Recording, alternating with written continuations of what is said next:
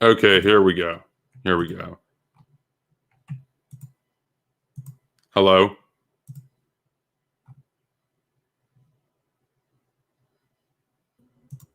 Oh, hello.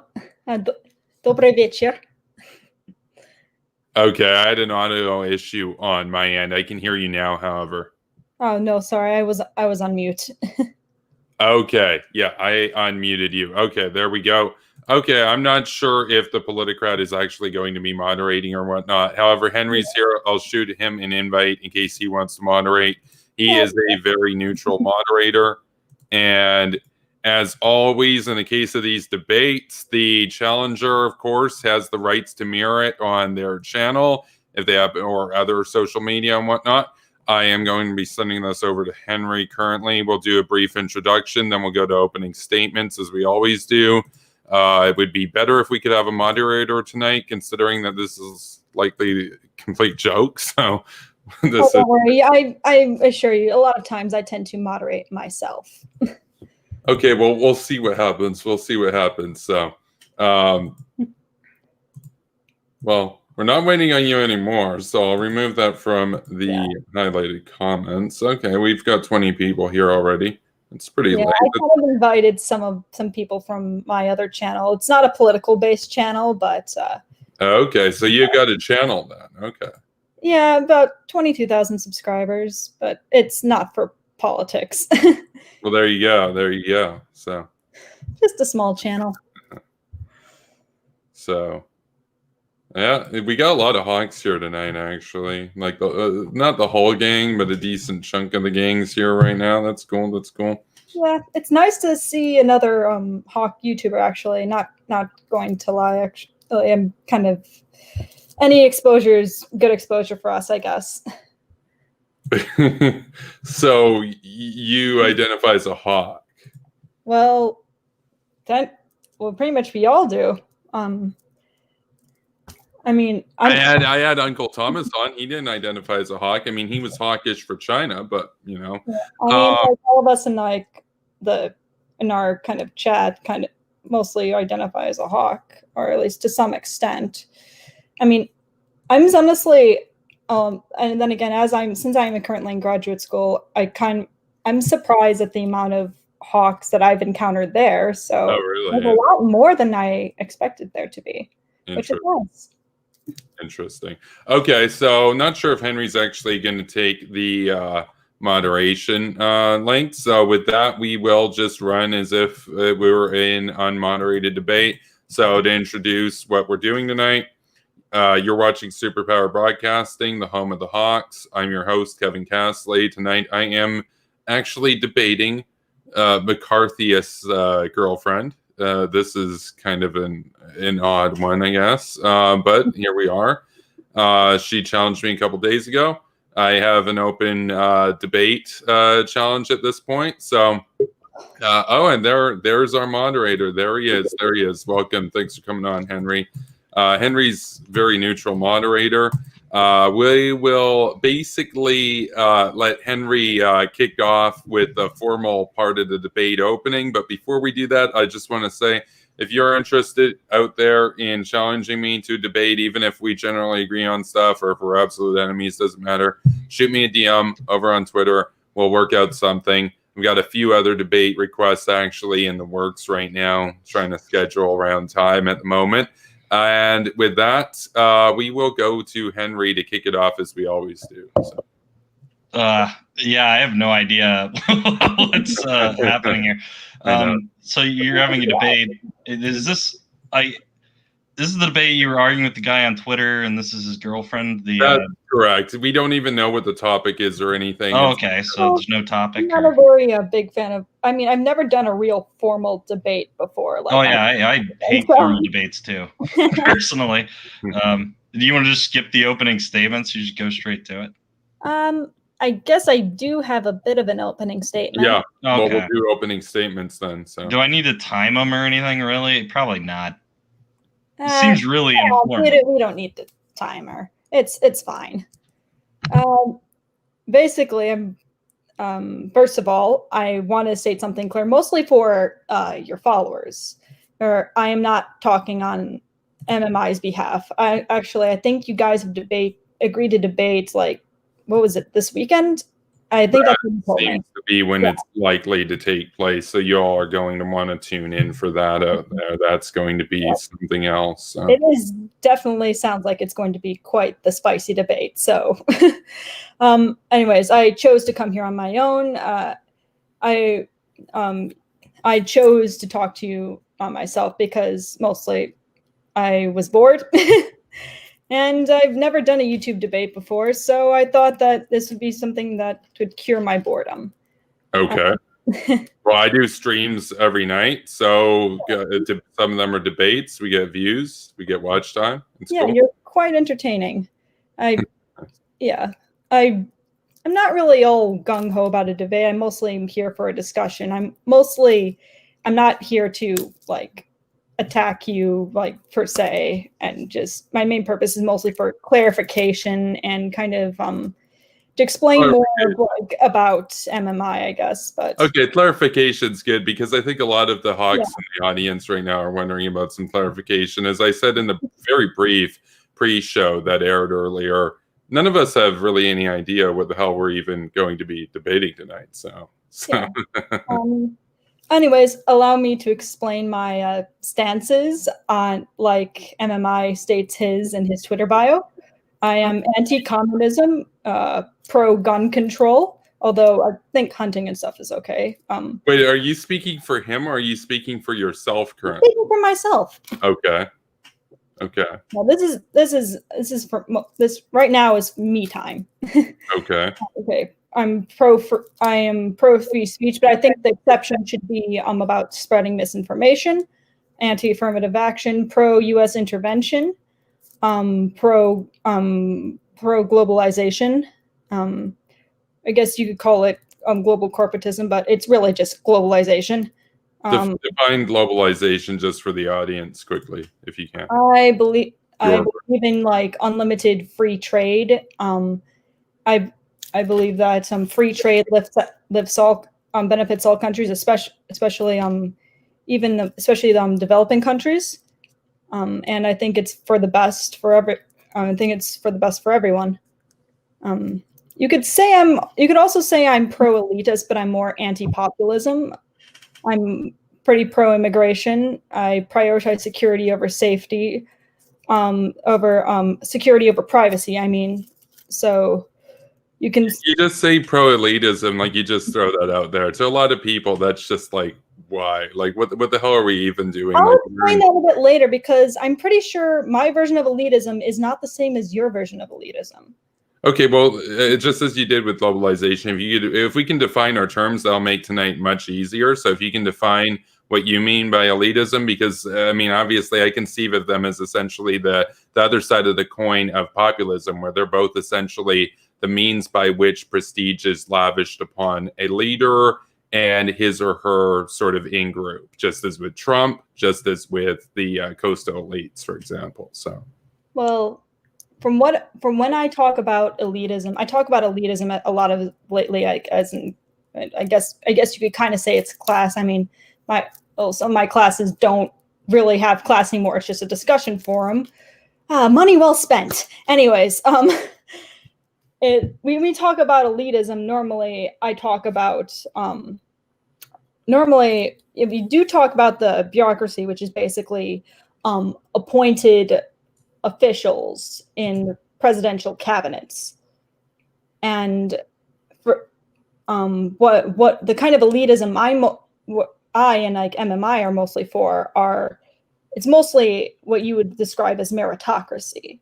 We just believe that the people that are most that have like study, that have like the most experience, have the most people let me try this again.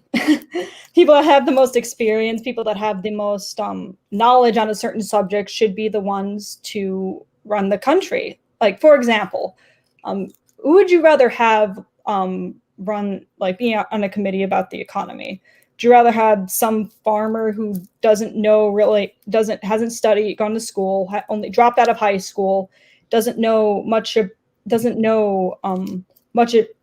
much about the economy at all? Or would you rather have someone who's studied economics for 20 years and has predicted recessions in the past?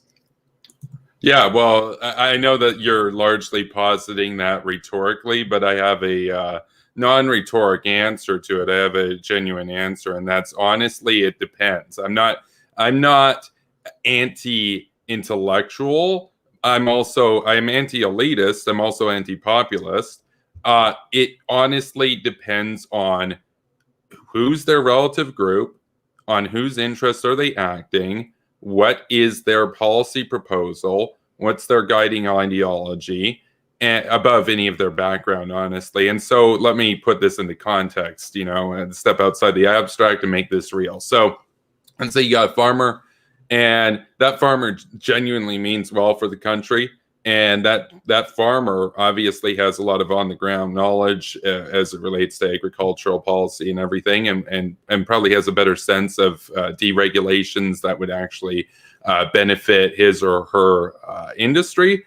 Now, in the case of the economist that you had alluded to earlier, in the case of the economist, if that economist has the same goal, the same mindset, the same genuine endeavor to benefit the nation and to produce prosperity, and that economist's relative group is essentially the same as the farmer's relative group, then in that case, to me, I would say, well, then you'd want to go with the guy with more education. You'd pick the economist. However, in the case of your boyfriend, who literally says, yeah, we should stamp down the poor, and he supports elitism as a means by which the oligarchy essentially, and I don't think America's an oligarchy. I think he wants it to be. I think he should move to Russia because they have what he wants. But in that case, if it's somebody like him who says, well, I hate these farmers, they're dirty, backwards conservatives, and I'm going to sell out my nation because I'm a flagless multinational, and I'm only here in this position to maximize the share prices of whatever woke company I happen to get a board of directorship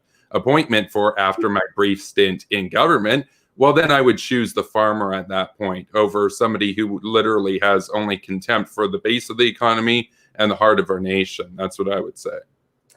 Ah, I see. Well, one thing, yeah, you don't. So you're opposed to that. You would still take the economist. You would take a malfeasant economist. You would take. Let me ask you this: would you take a malfeasant economist with 20 years experience over a well-meaning, well-intentioned farmer who might not have the same educational background? Because to me, it's the intention that really matters there. Like if they're malfeasant, I'd prefer them to be dumb and incompetent like Trump than competent and malicious like Stalin, for example. So, well, how do you? Well, it's pretty hard to tell what their exact intentions are always going to be. They often signal their intentions. I've said it before, like your boyfriend, essentially. And I know you came to debate here on your own terms and everything and all this kind of stuff. It's just that the timing of it is rather suspicious, and this is obviously relevant. No, I just your boyfriend, essentially, as I've said, is the face of the neoliberal coastal elite taking the mask off. So he basically says what they think. Just as people said, oh, Trump says what we feel. He basically says what they think at the top of like Goldman Sachs and Nike and that kind of stuff. They have contempt for the base of the American economy, the Canadian economy, etc. Right? So I'm not interested in having people lead a nation that hate the working people of that nation. They should not be representative. They can run their companies and stuff, but don't go into government if you have contempt for the workers. So. I'm just surprised how seriously you take his account. Well, his account exists to basically say the stuff that he feels and that the elites feel without him getting into personal trouble, as if he were to like face post, as the Yankees would say. And I get that. It's just that the idea that we would deny that there are people in the upper echelons right now of the coastal sort of elites, not just in America, but in the United Kingdom, the equivalents there in Canada as well. They're totally happy to sell our countries down the drain to China, to Russia, etc. And you're pro-protectionism. What's that? Oh yeah, you're pro-protectionism. Yes. I would have thought that you would have done some degree of opposite. No, I do.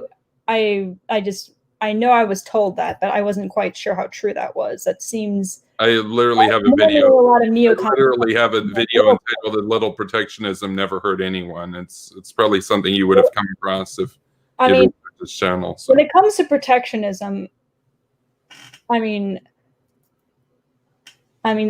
from what I've read and I've learned so far in school, I've been reading this book called Naked Economics. Highly recommended. It's pretty nice. But they say that it's not a good idea to measure economy based on how many jobs you have. Now, I think that there should be some jobs left. You got to have some jobs for working class, but I believe that's you need to have some jobs for working class to prevent a possible revolution. I think. Are you studying economics, by the way? I also think we should do this too. I understand this definitely, but by outsourcing a lot of jobs, you also create a bigger scope of high skilled labor, and more people are incentivized to learn a high skilled labor. But that was very jumbled. I'm sorry. Yeah, it's obvious. Very jumbled. Okay. To YouTube debates that often. I had a question. So are you studying economics? What's your major essentially? Or I'm currently in a master's in public policy and administration. And of course it involves a lot of economics courses. I'm taking 2 economics courses right now. And so they're surprisingly better than I expected. But it's so so obviously you're interested in public policy, you're interested in government by the sense of it. Have you ever just interacted, had dinner, spent time with farmers in America, for example, in the heartland?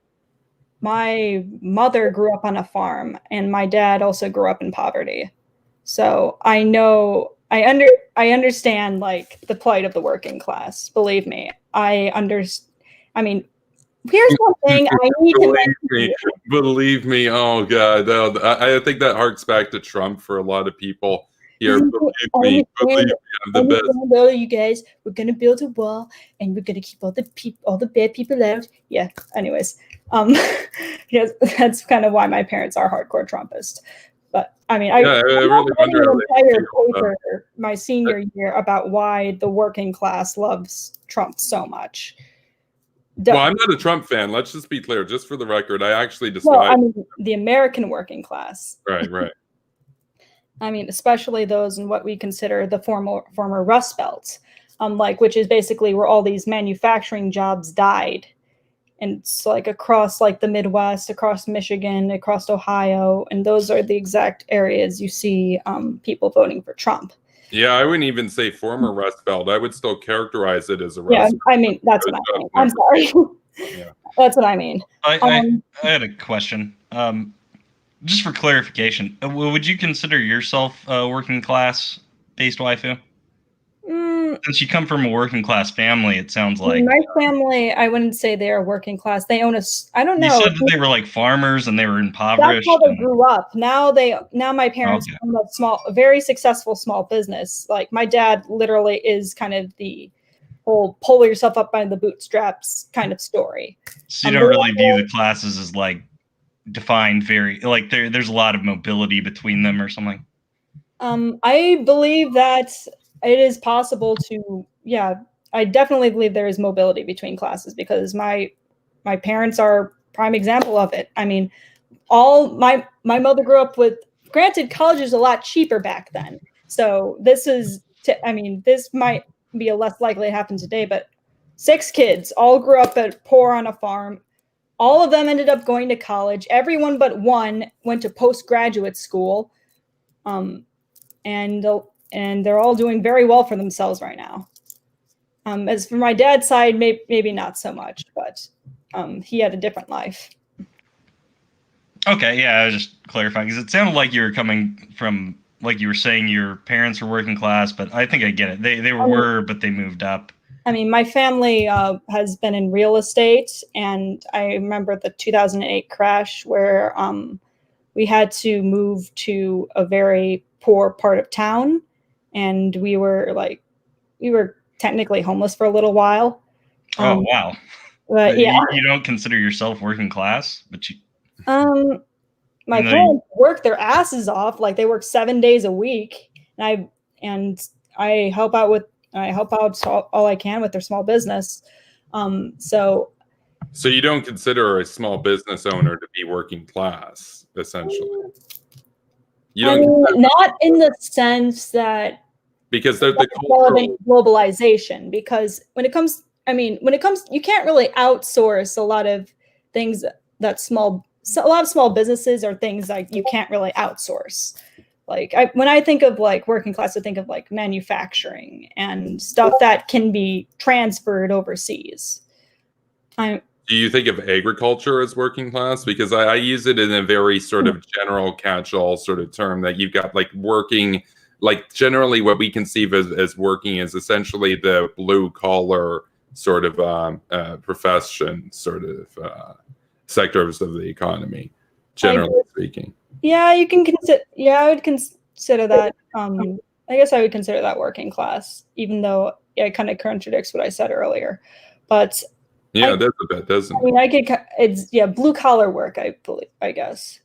I guess you could kind of consider what my parents do. I don't know. My parents are a bit in the middle. They are quite.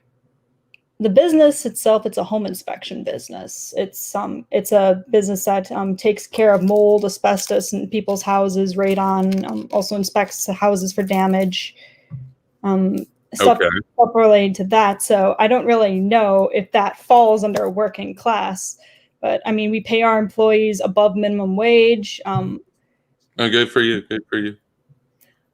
Because, well, they have to go crawl down in crawl spaces like that big sometimes. Yeah. But let me get to that point about the whole oppress the working class thing, because I'm pretty sure it does not mean what. No, I'm sure it does not mean what you think it means. Yeah, I know. Here we go with the mental gymnastics, right? I know what you're going to get at. I know. Anonymized account is mostly whenever he wants to rant about something, which is I understand everybody has to get something off their rants are when people's feelies come out, though. Let's just be real about that. We don't look. This is a no bullshit zone here at Superpower Broadcasting. We don't try to gaslight the audience, right? So you know as well as I do, when people rant, that's generally when their more true emotions come out than, say, if they're giving a very formal and eloquent and prepared speech off a teleprompter or something. Yeah, exactly. A lot of it's just like when you see something that's really enraging. This is why I don't have a Twitter. This is why I do not have Twitter. There's too many enraging things on Twitter, and I swear, if I had a Twitter, I would spend all day on there just yelling at people. I just like, no, I gotta avoid that shit. I don't have time for that shit. But anyways, when it comes to the whole oppress the working class thing, he's mostly talking about labor unions. It's mostly about labor unions because labor unions, more often than not, oppose outsourcing, oppose globalization, oppose a lot of, and more often than not, the working class is often anti-war. I know you're going to bring up the elites. The elites want free trade and diplomacy with Iran, with China, etc. Like, yes, you can say that about the working class. So are the elites. And it turned out back when Bush did the Iraq War, the late night coastal elites made fun of him, and the working base of America supported him and said, "Yeah, courtesy of the red, white, and blue." So. Well, there's the thing. Everybody pretty much supported the Iraq War because there was a very significant framing event involved with it, which was 9/11. No, that's not true. The coastal elites, the left coast, Berkeley crowd, the hippies, they opposed it, right? So, well, of course, hippies are hippies, but right, but they tend to be the children of the elites, though. They have the money not to work, right? They go to school and read like underwater basket weaving textbooks and stuff. Anyone can be a hippie. I've seen hippies. I've been on. I've transferred to quite a few college campuses. I've seen hippies come from all walks of life. Right. So your point, though, that the working class is bad because they're mostly anti-war. That's something that is so new, and part of what I term the era of cringe, which is largely a result of Russian. Mike has a better stance on this, so but anyways, it's mostly about unions. I mean, I live in the Chicago area. Unions are anti-worker, though. Unions exist basically as a parasite that actually takes workers' money, by the way. Well, there's many things that I don't like about unions, and there's a lot of things I don't like about unions either. I mean, I'm not sure what are your stances on like minimum wage, but there's a lot of a lot of economists that say that imposing a minimum wage really doesn't will not work out well in the long run. I mean, MMI knows a lot more about this. Not an advocate of minimum wage policy. Yeah. I think it's at best it's redundant and superfluous, and at worst it's actually harmful towards people getting work experience if their value per hour is less than what the statutory minimum wage is. Exactly. But so a lot of but I'm pro-worker, right? To oppress the working class. Like, okay, so you understand that you're a couple that basically exists as the stereotype of Porky, right? Like, in other words, I have a question for you, and I think that a lot of people are wondering this. Are you actually trying to turn people into Marxists? Seriously, like, it's a serious question. Well, I have a different way of expressing my beliefs than he does. I mean, I'm more pro like PR, like reaching out to people like, hey, this is what this means, rather than you like having the mask on. You like taking the mask off. That's it, right? I'm a bit more a bit less extreme with how I express this, pretty much the same views as him. There we go. So you're more of a mask on, he's more of a mask off kind of guy. So yeah. But you're both. No, I would say that he is wearing more of a mask. You're both the literal embodiment of Porky from Soviet propaganda. Look, I'm as anti-communist as they come. You guys are basically trying to convert the young into being communist. I think it's honestly a fucking disgrace. Like, if we're being real, you know. So. Yeah, you say. Well, I think what she's saying makes sense, kind of, Kevin, because like you're not gonna. Like, if you have a view that is socially, it's kind of outside the Overton window, you're not going to just outright project that. Maybe that's the way this MMI or whoever he is doing it. Like, you wouldn't want to do that. I mean, I know you do that sometimes, Kevin, with your you don't have any I want to nuke everybody or whatever, rather than ease people into it a bit. Yeah, people cancel me and I don't care. I gain followers anyway. Like, the Neolibs cancel me, the Social Democrats cancel me. I mean, I was never in a position to be canceled by the commies. They always hated me. I've said before, I've even talked to you about this, Kevin, about having a public and private position. So it does kind of make intelligent sense to not necessarily say things in the most blunt way. I get that. Right about that. Wrapping things in a nice package and presenting it to people and to persuade them. Yeah. No, I get that. I get that absolutely. I'm just clarifying here that because people know Machiavellian's views and the degree to which he does hold contempt for the working people, and I think it's a nice dodge to say unions. We know how he feels about retail workers. We know how he feels about people that work in, say, grocery stores, on farms. We have those tweets of him referring to them. So it's just about unions. It's like, that's cool. That's a good way to try to ingratiate yourself and make it work. That's pretty much what he told me before when I asked him about it. So you don't follow his Twitter account or anything? That's what we're going with? I don't have a Twitter. I mean, I see every now and then, basically. I mean, he pretty much shows me almost everything he tweets. So, but basically, majority of what he tweets on that account is tailored specifically to piss people off. Yeah, but again, there is definitely an underlying feeling there that he has of contempt towards the working people of America. I mean, just the way that he talks, the way that he talks when he thinks that people aren't watching, etc. It's very clear that he holds in his heart an absolute contempt for those that he sees as beneath him, for those that basically put the heat on, put the lights on, and put food on his table. He only has contempt for them. And you can say, oh, well, he's just one guy, and he's just trying to be edgy and everything. It's like, no, I think it's broader. We're talking about a broader contempt that the coastal elite class has for the working people of America, as well as in Canada. It's basically if he had that much a contempt for the working class he would not be dating me. So you are identifying as working class then? No, I'm just a lot of my extended family is working class, and a lot of okay. But you're aware that if they a lot of my friends that are also his friends are in like retail and stuff like that. So yeah, and he thinks that they're basically failures by the sense of it. So I got a question. How do you think your parents would feel about your elitist bullshit? Serious question. They actually don't. Yeah, they don't really.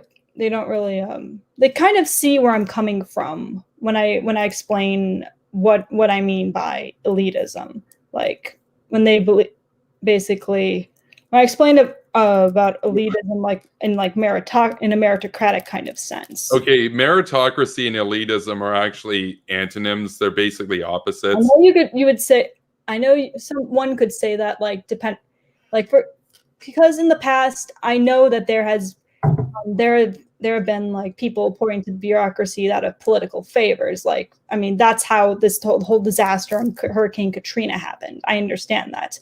Well, not just political favors. That's not what we support. I mean, yeah, not just political favors. I remember when I first met him, he talked about how this like.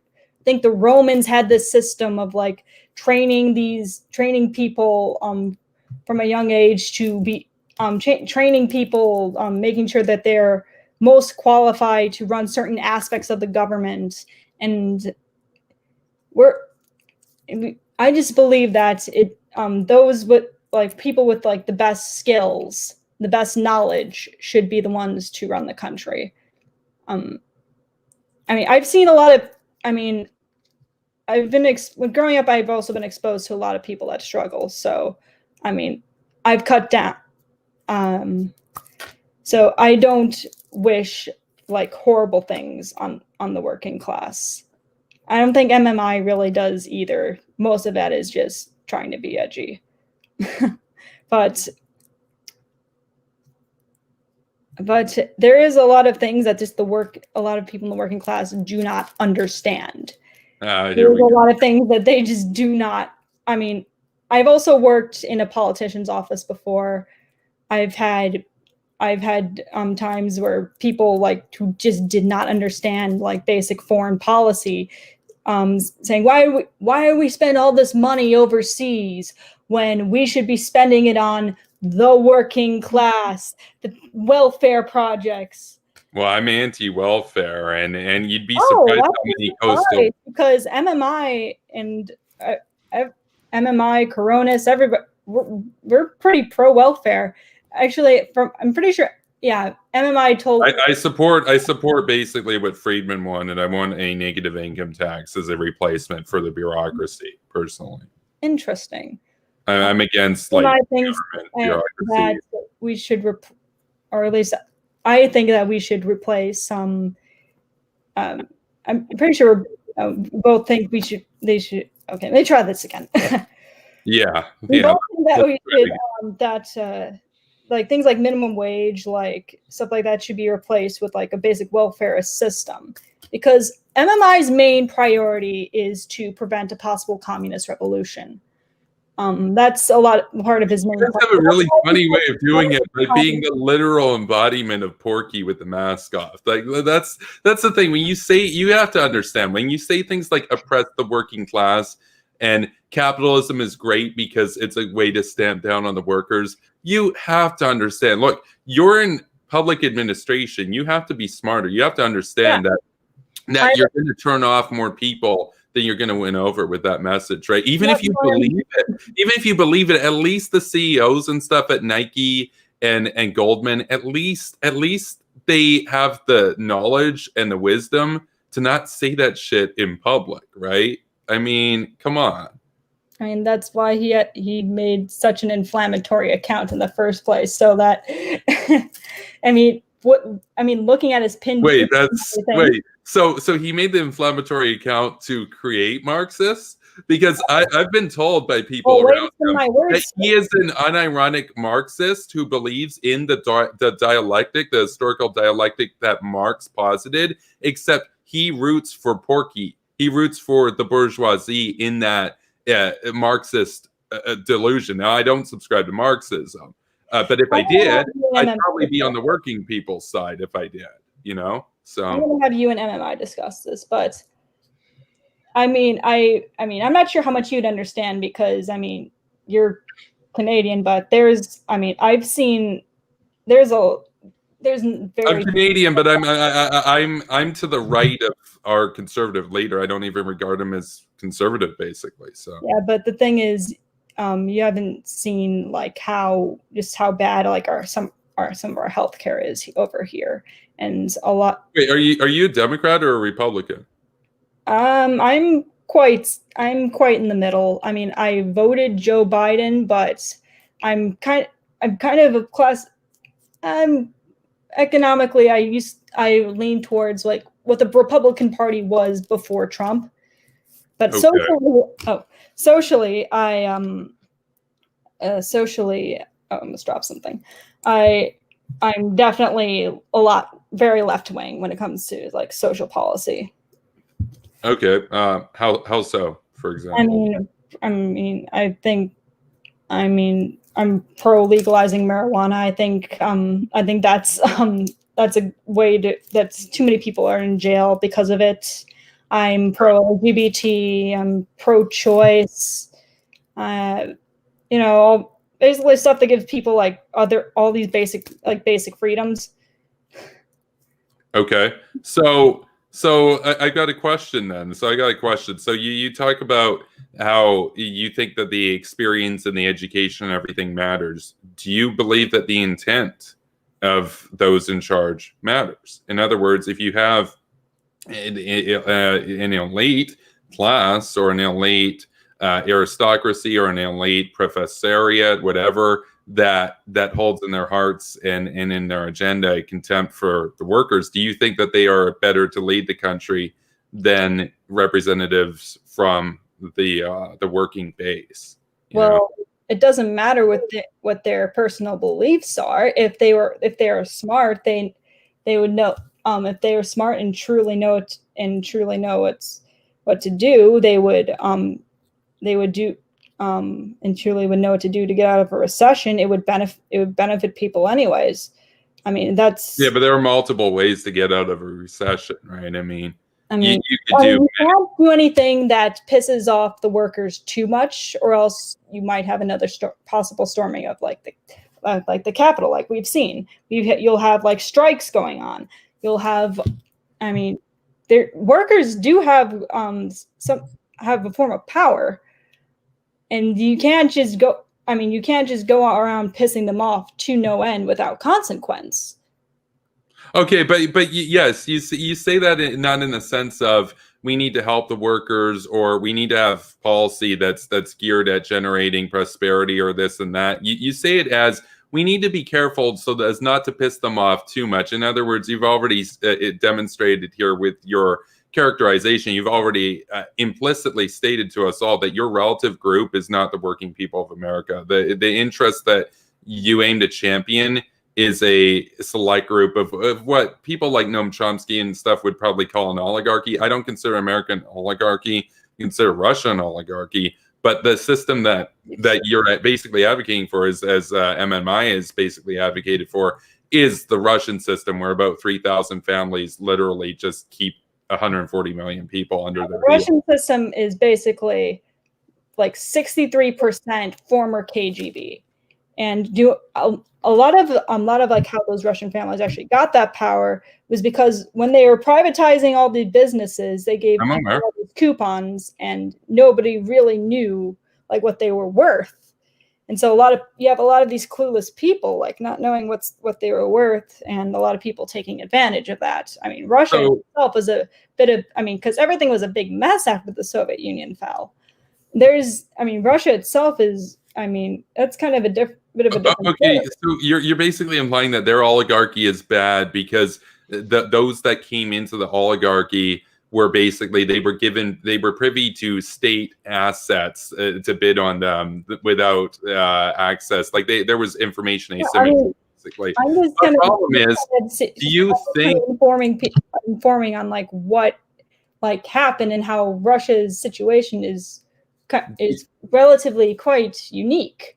But so you don't think then that there are people? I don't think it's very in the establishment in the United States, for example, that got to the positions of power without having a leg up over, say, a farmer in Arkansas. You don't think that that's also a similar case? Now, I'm not saying America is like Russia. I want to be clear here. I'm not. But I am saying that this elitism, this glamorization of the elites, is what they have in Russia. It's all prestige is lavished upon those 3,000 pounds. The elite is really glamorized here all that much. I mean, it is by your boyfriend, but I mean, he's in quite the minority.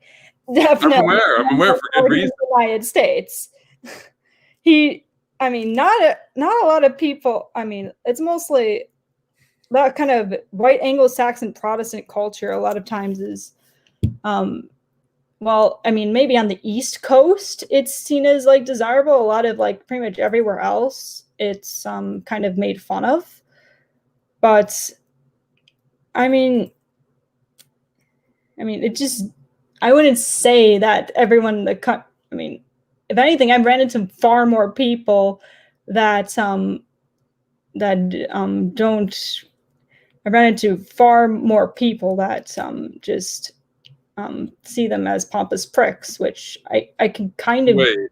So are you equating white Anglo-Saxon Protestants to the elite? Is that it? Because if I were to become religious, I'd be there is definitely a long legacy of that kind of culture being associated with the elite. And so often, times the elite is that a culture is just kind of tainted by that kind of mentality a lot of people have. But a lot of people that are in the elites, at least in the United States, aren't even Protestant though. Well, now they're not, but I mean, I'm not making my point very clearly. I'm talking about like back in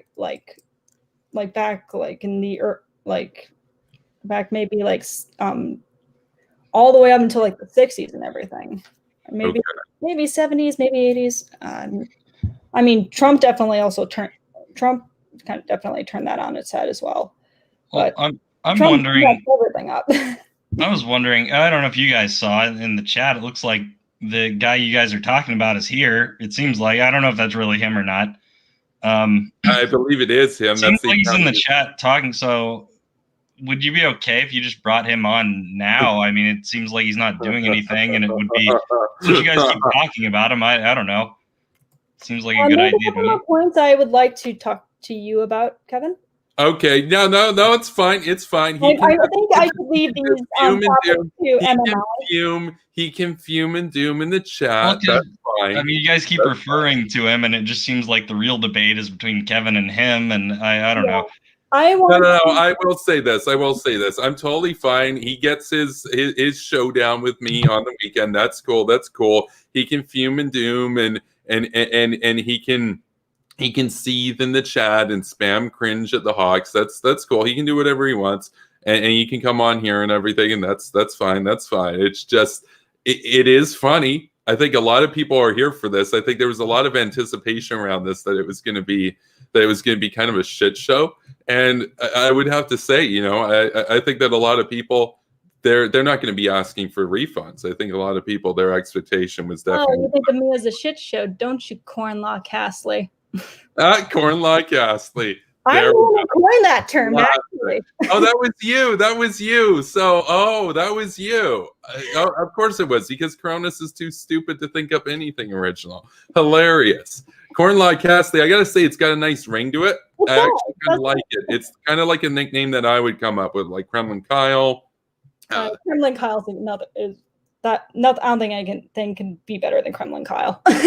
Yeah, you recognize that's fire, right? I mean, Kraut said that it was like the best nickname he ever saw. So, when he was on the show. So, anyways, I've lived in Germany for a year. I've studied European politics for quite a while. So, what really made me surprised with hearing that you think we should sanction Switzerland. Well, yeah, I've said that for a long time. That's not like a new thing. You can go back a year ago on my Twitter, and I've tweeted about that. I even mentioned this passing by to my parents. They don't even know like anything about you. They're just like, who would ever want to mess with Switzerland? Are they going to nuke us? I mean, Switzerland is economically tied to the European Union. Correct. I'm also opposed to the EU. So I remember that part. Just the EU. Do you also mean the European Economic Area? You're talking like the Schengen stuff, all that kind of thing. Yeah, I'm talking about the free trade between countries, free movement of borders, like the whole concept of the euro.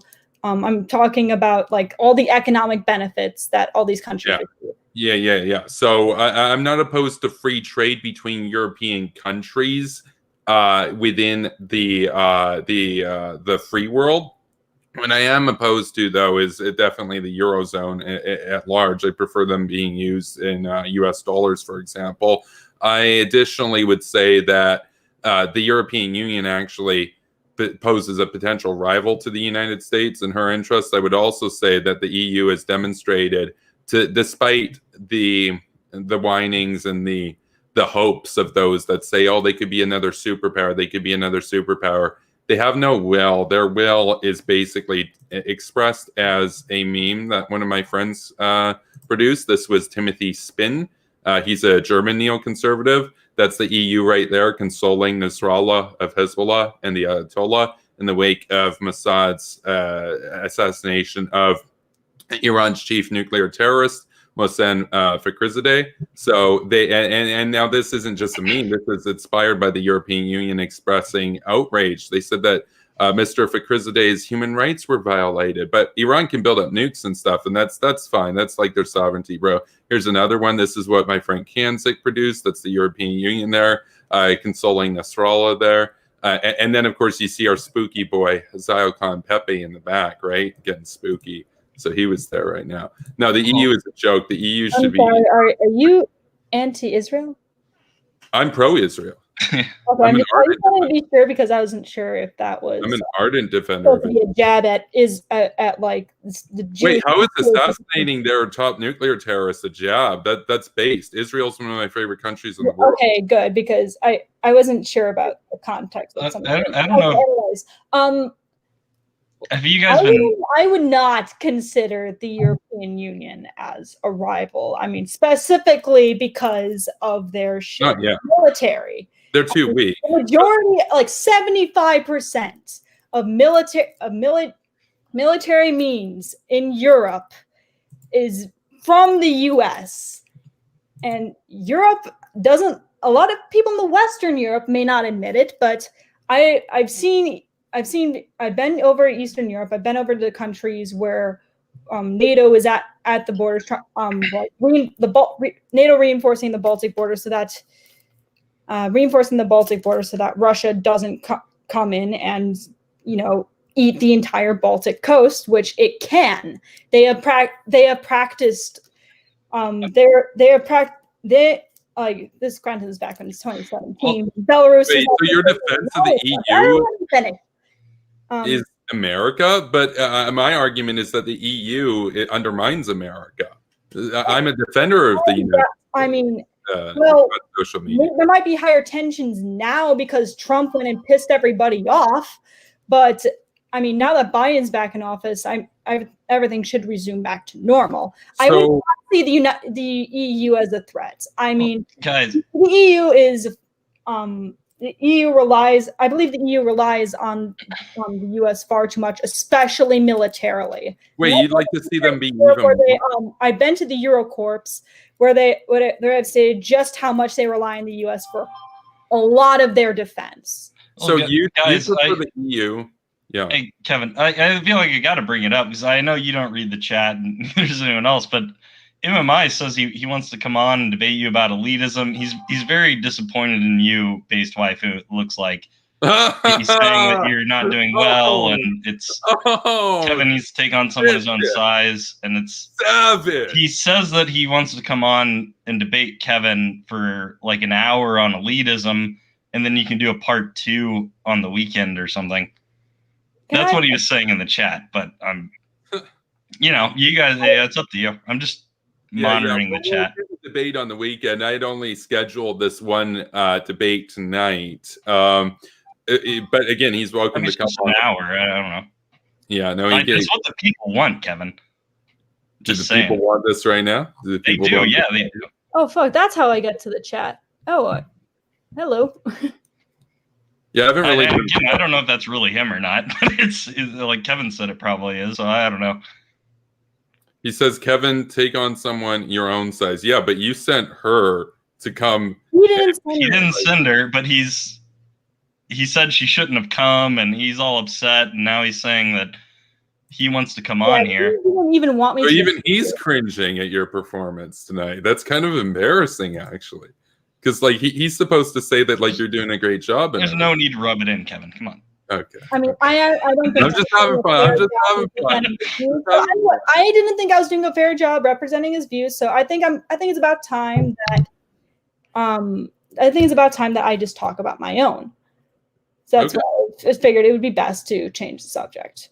So, okay, but before we did that, just one last thing. How do you feel about your boyfriend referring to a black acquaintance of mine that I don't even really talk to as the N-word with the hard R? Like, how do you feel about that? Don't you think that's a little bit distasteful? I don't know anything about that, actually. I've never been. Okay. At least he hasn't told me anything about that. Okay, because it's been making the circles on Twitter, and it was brought to my attention recently. So, I mean, I'm not for just being edgy. I'm very much a peacekeeper, so I don't like to. I don't like using that word. I don't like using any kind of. I mean, I have a hard time insulting people in general. I mean, corn law Castley is the best thing I can do. Yeah, and it sounds great. Like we completely own it. Deplorable. It's like the deplorable. It's impossible for me to like insult someone to their face without like. Yeah, it's. I mean, I don't know if it's because I grew up like very Catholic, but yeah. Let's talk about his giant ears. I'm just born a nice person. Yeah, I got them Jew ears, right? Like that's the meme. That's the Nick Fuentes thing. I've got the ears of the Jew. That's the whole meme that's going around, right? Like, amazing. Anyways.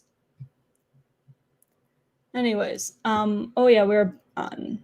Yeah. Anyways. Yeah, so we can get to your views now. I just want to emphasize.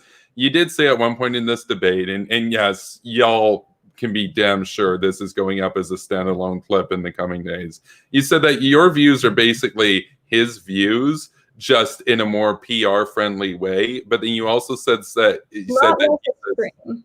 Like I don't. Well, I'm just my views are less extreme. That's what I said. Okay.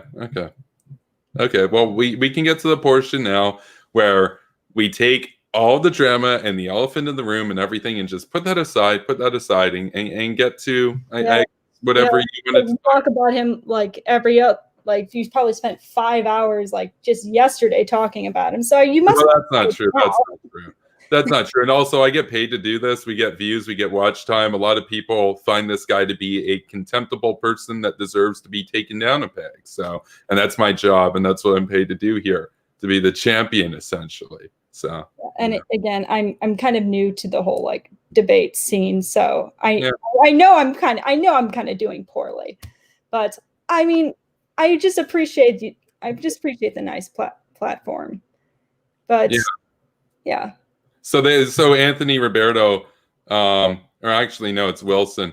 Yeah, Wilson wants to ask, what do you think about grilling? Do you enjoy grilling? Is it something that you enjoy to partake in as a pastime, grilling?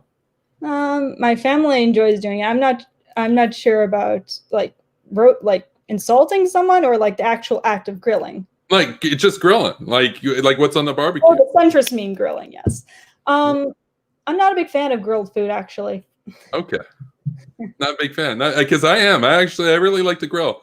I really like I like a lot of food. I like Smokies in particular. Smokies are pretty good, especially if they got like the bacon and cheddar. Right? I'm not a big fan of smoked food. I do miss German food. I do miss German food, but because like I just want to grill, but I guess it doesn't look like you want to grill. I'm just trying to grill, but these damn neocons. Anyways. Yeah, these damn new wave protectionist neocons, right? So, oh man.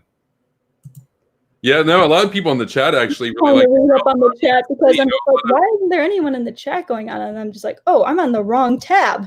I've only used StreamYard once, like ever. So yeah, no, well, I do not think the EU. I mean, I've lived in the EU for a year. I've visited the EU Parliament. I know what stuff they talk about, and I do not think. I think that they are far from a threat to the United States. So what kind of food do they grill over there? Like you tried like those Bavarian Smokies and stuff? Because if I'm gonna go to grill to Europe, I'm gonna grill. Y'all know I'm gonna grill. In Germany, they have this this sausage called a Käseknecker. It's like where cheese is baked into the sausage. Oh, that sounds based. That actually sounds so lit. Yeah. It is. And well, sometimes every now and then you bite and then cheese very, very hot cheese comes spraying up at you, but that can happen. That's happened to me before, not in Germany or anything, but I've tried stuff from Germany. So they make some good sausages. Definitely some good stuff for grilling, no doubt. So, well, I had a question. Since we were talking about your views,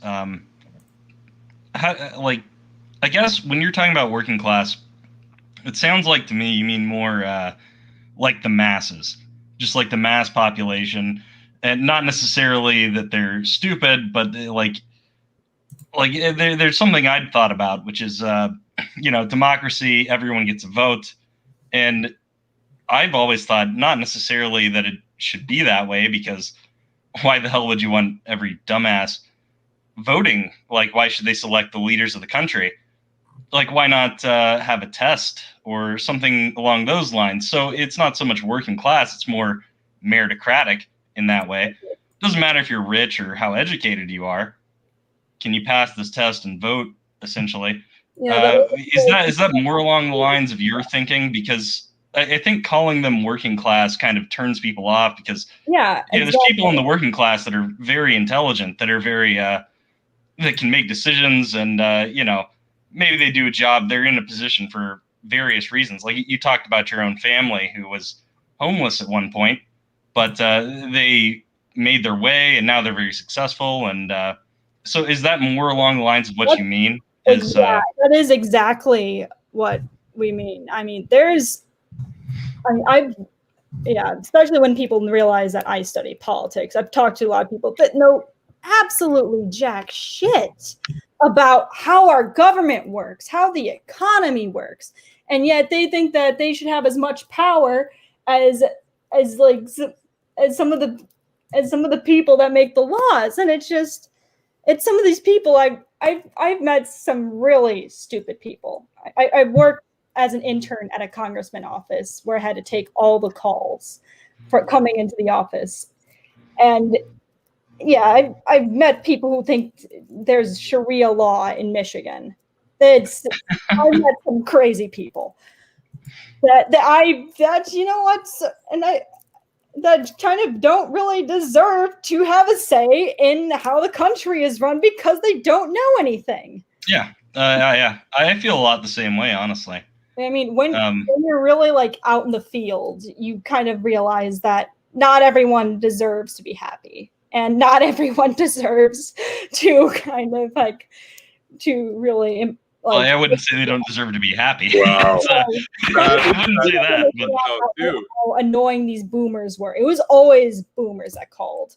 I would say had to take out all their frustration on the poor interns. That's what I mean when I know people don't deserve to be happy. Well, yeah, I wouldn't say that far, but like from my understanding, what I'm getting from you is that there's I've had these views myself where it's just like not everyone should have a say, and it's for their own benefit, honestly, and a lot of the time that they shouldn't. And I think Trump's election kind of elucidated that for me, where it's like, they don't honestly know what's best for them all the time. Kind of like children. And that's kind of where I got turned off of some democratic views. Not to say that I would ever throw it out or that I ever think these positions would ever be popular or possible. Like it's kind of an idealistic view. How a lot of people don't consider like all the other effects of like what would happen if there was a standard minimum wage introduced, or if they don't consider a lot of facts of like what would happen if I want universal health care. That would be nice, but I understand that it would be a very expensive project, and would also, because almost 40% of America's population is obese. So that would be that. So that's something that's kind of rough for us. But I mean, I still think we should have some kind of like health care. So what I'm getting at with that mostly is just can I just respond to somebody in the comments? I'm not saying poor people don't deserve to be happy. Let me say I didn't think you meant that. I'm saying there's the people that decide. I'm saying that the people that decide to take out all their frustration, all their political frustration, and tell interns that they're pieces of shit who deserve to go to hell, or people that think that we should shoot all the illegal immigrants, like some of the people that think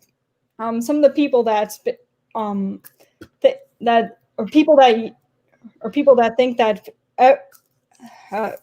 yeah, so I'm going to stop right now because you're not doing yourself any favors. I just want to say, just for the record right now, just to everybody out there, I had the benefit of the doubt characterization of you earlier, where I said basically, so you were putting the mask on, he was taking the mask off.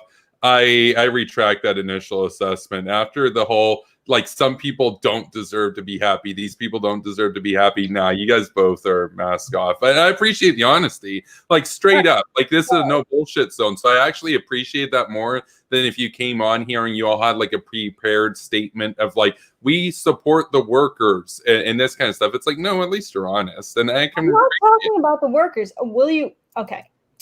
I'm not talking about the workers. Like, I'm talking mostly about boomers who have nothing to do else to do with their lives. Some people just don't deserve to be politically happy. That's what I mean. I mean, you've worked in retail before, right? You've dealt with really horrible like Karens and stuff like that. What? I mean, you've had like really rough customers that basically take out all their frustration on you, haven't you? A couple times in the past, yes. Yeah, well, I'm a pretty charismatic person by and large. It's not really that big of a deal. So, yeah, I mostly said so. I wouldn't necessarily say that anybody doesn't deserve to be happy per se. I don't know. It's just you guys have a very what? I mostly said that to be witty. Dude, don't take it seriously. Super witty. I got to say, I really think it's good marketing. I think it's a great way to win people over, and I think that you guys are going to win the next election, actually, with this kind of marketing. You know? Wow. You guys going to the White House. Most condescension, but most condescending. Very condescending. Yeah, does it feel great? You're calling me a bitch earlier. Does it feel great to have it flip back on you after decades of the relative group, the class that you represent, their interests, literally bragging about outsourcing people's jobs to communist countries? It doesn't feel that great when somebody that's outside that class is condescending to you. It has to be the other way around. It has to be the coast condescending the heartland, right? So, no. A lot of if you really study, a lot of like economic experts will say that's out. I did a degree in economics. I did a degree in economics. If you actually like formally studied economics, not that it matters, but apparently it matters to your boyfriend. International political economy. Okay, political economy, that's often taught by Marxists. At least when I took a class like that just for fun. I didn't even formally take the class. I dropped it because I was like, I already know. I'm not really down with that. It was actually a political science class. It wasn't even an economics class. Professor literal Marxist. My guess is in most cases it's taught by people like that, since only about 5% of professors happen to even identify as right wing. So it's going to skew with a decent kurtosis on the left tail towards the actual left-hand side of the spectrum, right? So that you're going to have a lot more commies. So. Well, I noticed something else in the chat. From MI again, he was, I mean, this goes to the meritocratic thing of like, it shouldn't matter what your education is or any of those things as far as how much you can succeed. But he was saying, well, I'll tell you what, she may not be defending her points well, but her academic credentials are more qualified than anyone watching and you, Kevin. So, I mean, at the end of the day, it's like, what the hell does that mean? I gotta say, she has like high academic credentials, but is failing. Like you guys are coping so hard. I don't understand how that is.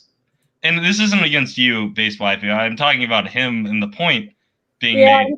That's not meritocratic. Meritocratic is if someone has a high education, maybe their education's garbage, like a lot of people's is. I mean, a lot of people get trash education. And yes. Well, I'm sorry, I'm not educated in like debating. No. Oh, yeah. Well, that's true. That's true as well. She may be. This is like my first time. She may know a lot more about this and just not be very good at public speaking and debate. Like, there's a difference between verbal IQ and kind of like if this was like a public forum, I think I would do a lot better. I'd be a lot less stuttery. I'd be a lot less. If this was a public forum, you said? No, I mean, like, if I was like behind the screen, I wasn't and if I were just responding to you just via typing and everything, I think I probably would do a bit better. But, if this wasn't a public forum. Okay. More structured, maybe. But because hundreds of people are like the first time I've ever really debated anyone, like ever. So I think I'm doing not absolutely horrible for someone who's like never done this before. Oh my god. Okay, Kanzuk, you're really, really annoying. I mean, well, he's also kind of right. So it's like, he likes to dunk. He likes to dunk. He's a dunker. So.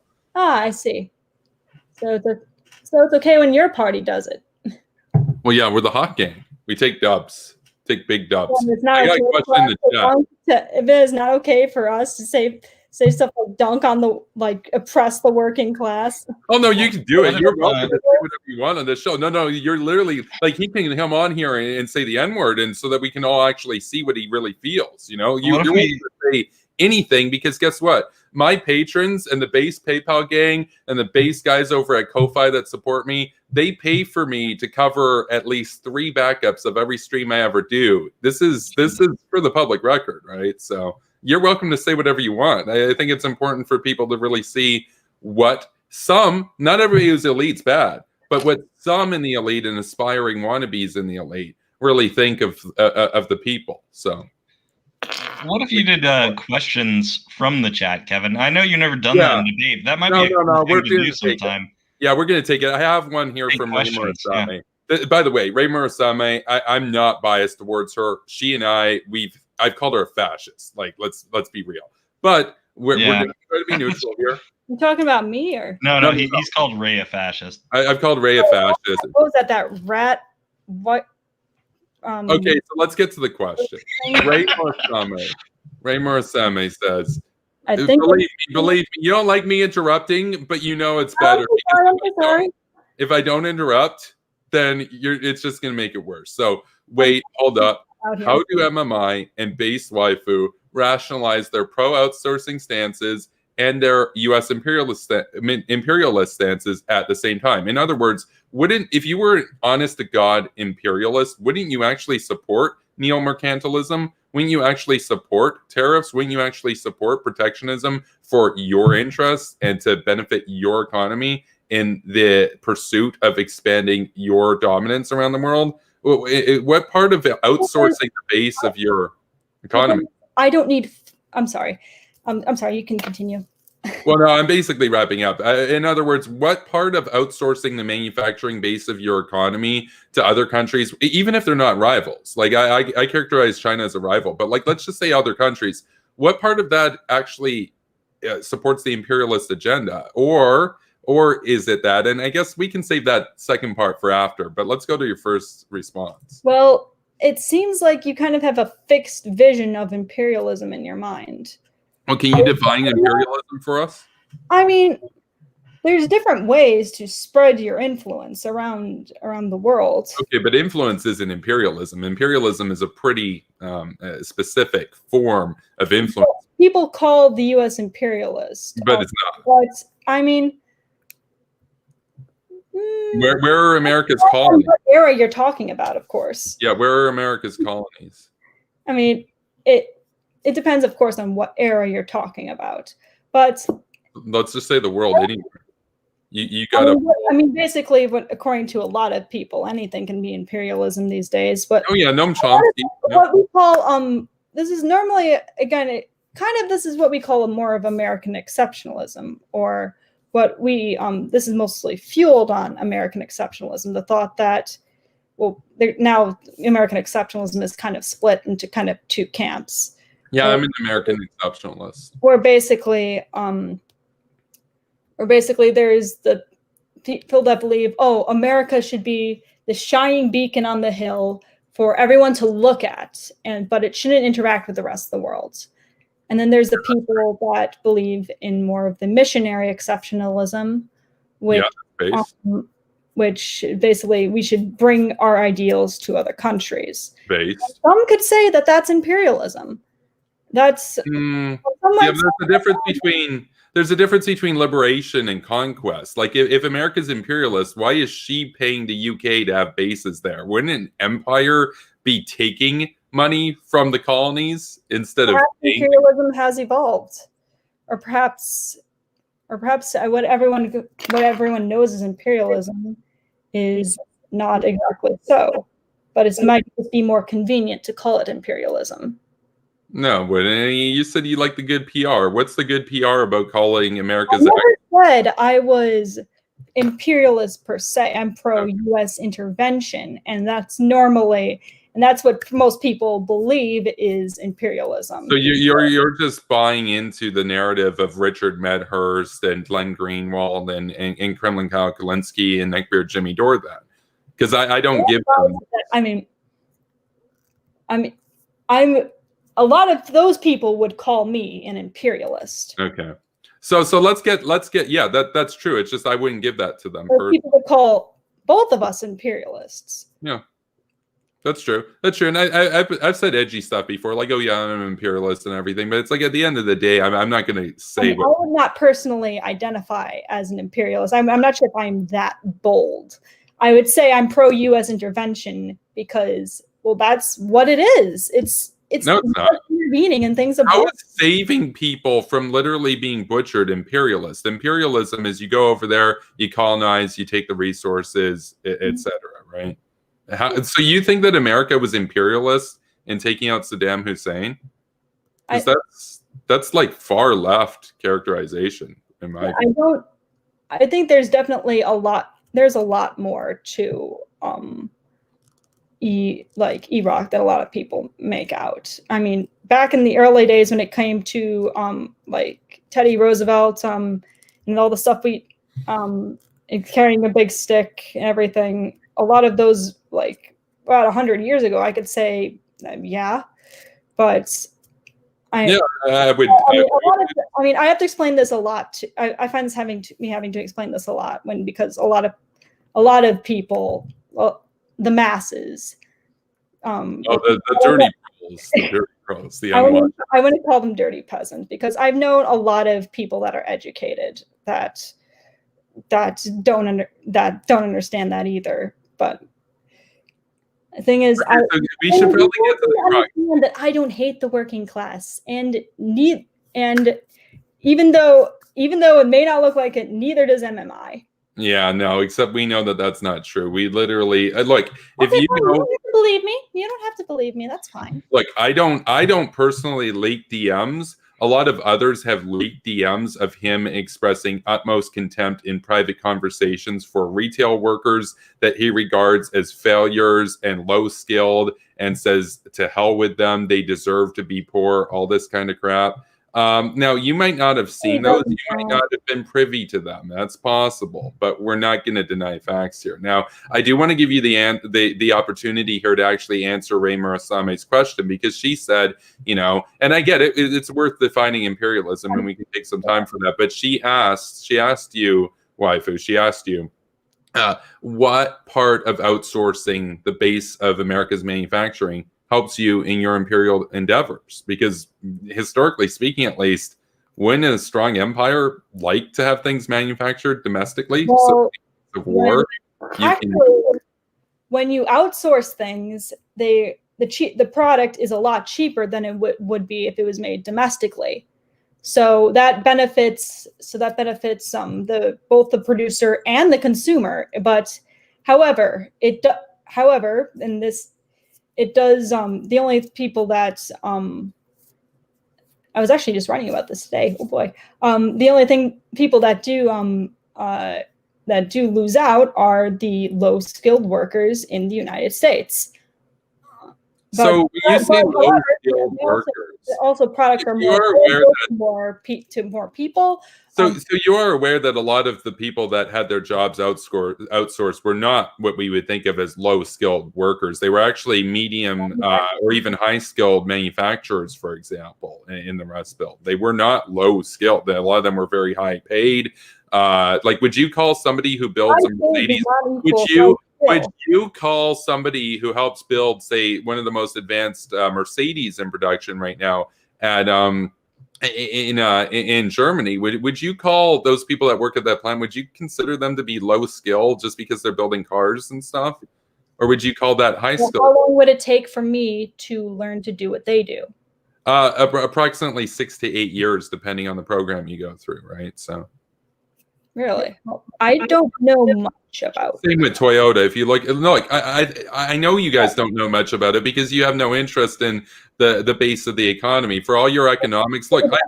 Okay, so are you talking about machines used to build the cars? Or are you talking about people building the cars? Well, machines. I would not consider welders and engineers working class. What? I would not consider welders and engineers maybe welder. I would not consider engineers working class. People that design the cars, like they do maintenance on the cars. I would not consider the white collar ones. I wouldn't consider the white collar ones working class, but a lot of engineers, especially the ones that don't have like bachelor's or master's degrees, a lot of them would definitely qualify in the cultural meme of blue collar working class. Well, maybe it's worth asking. They have to get a degree. What do you think working class is? Is it just people? Because I think I heard you say they have to get a degree. Is it only college-educated people, or is it a certain job classification, amount of money they make? I would say, if you don't have to go, if you don't have to go to access school to, if So you don't which school? if you don't have to go to access schooling to so above high learn school. a certain skill, then Okay, so almost any that welder. labor. Wait. Okay, I think I see what she's saying. She's saying if you don't like people with just a high school diploma, basically, would be working class. So the people that have to go to tech school and college and even insane. community college, they would be the upper non-working class, but people with GEDs and high school diplomas. But that's insane. That's insane. Like, well, I'm not sure if that's what she's saying. I was asking. That's normally what I picture when I picture low-skilled labor. That's what I mean. Low-skilled is different, but none of those engineers that require literally thousands of hours of apprenticeship to work in that factory, none of them are low-skilled. None of them are just somebody who's, look, I think of low-skill generally as it's your first, maybe your second job. You're working in fast food. There's no vocational training required. You get your training on the job. Nobody who's a welder, nobody who's a plumber, nobody who's building or putting together Mercedes-Benzes is low skilled. That's not a thing. What she was saying though is they go to tech school, which is an education after high school. It's other than basic education. It's not college, but I mean they're still going through a secondary education of a kind. Yeah, I'm not sure if that's what she's saying. I was trying to ask if that was what she was saying. Basically, like people working at McDonald's and things, maybe. Well, I would consider most people that work at McDonald's, like outside of the corporate offices, to generally fall within what we would conceive of as low-skilled labor, at least in the concept of that particular occupation. But again, that's not being an engineer or a mechanic or anything. But would anybody be insane enough to say that mechanics aren't working class? I just find that interesting, just from the cultural meme of it all, but maybe that's just me. Maybe that's just me. Maybe I just like to grill. And normally when I talk about working class, I normally associate that with low-skilled labor. Okay. I mean, there's a bunch of I understand why a lot of people, why we're all like, okay, what do you mean by working class? Because there's so many definitions of working class. I mean, I totally get that. I totally get that. Okay, but when you guys talk about oppressing the working class, let's just so we're clear, we're talking about people that weren't able to get any training or education past high school. That's it. That's what we're talking about. That's the relative. I mean, MMI himself has stated he's very meritocratic. So naturally, but he's also called himself an elitist, literally. Elitist, So meritocracy is opposed that are uneducated. Yeah, no, meritocracy, just for the record, is 100% antithetical to elitism. Elitism is essentially privilege and prestige lavished upon those in the in-group of an elite class that we usually would think of in America as primarily consisting of the coastal sort of upper echelons, whereas when we look at meritocracy is those who get results advance despite their background.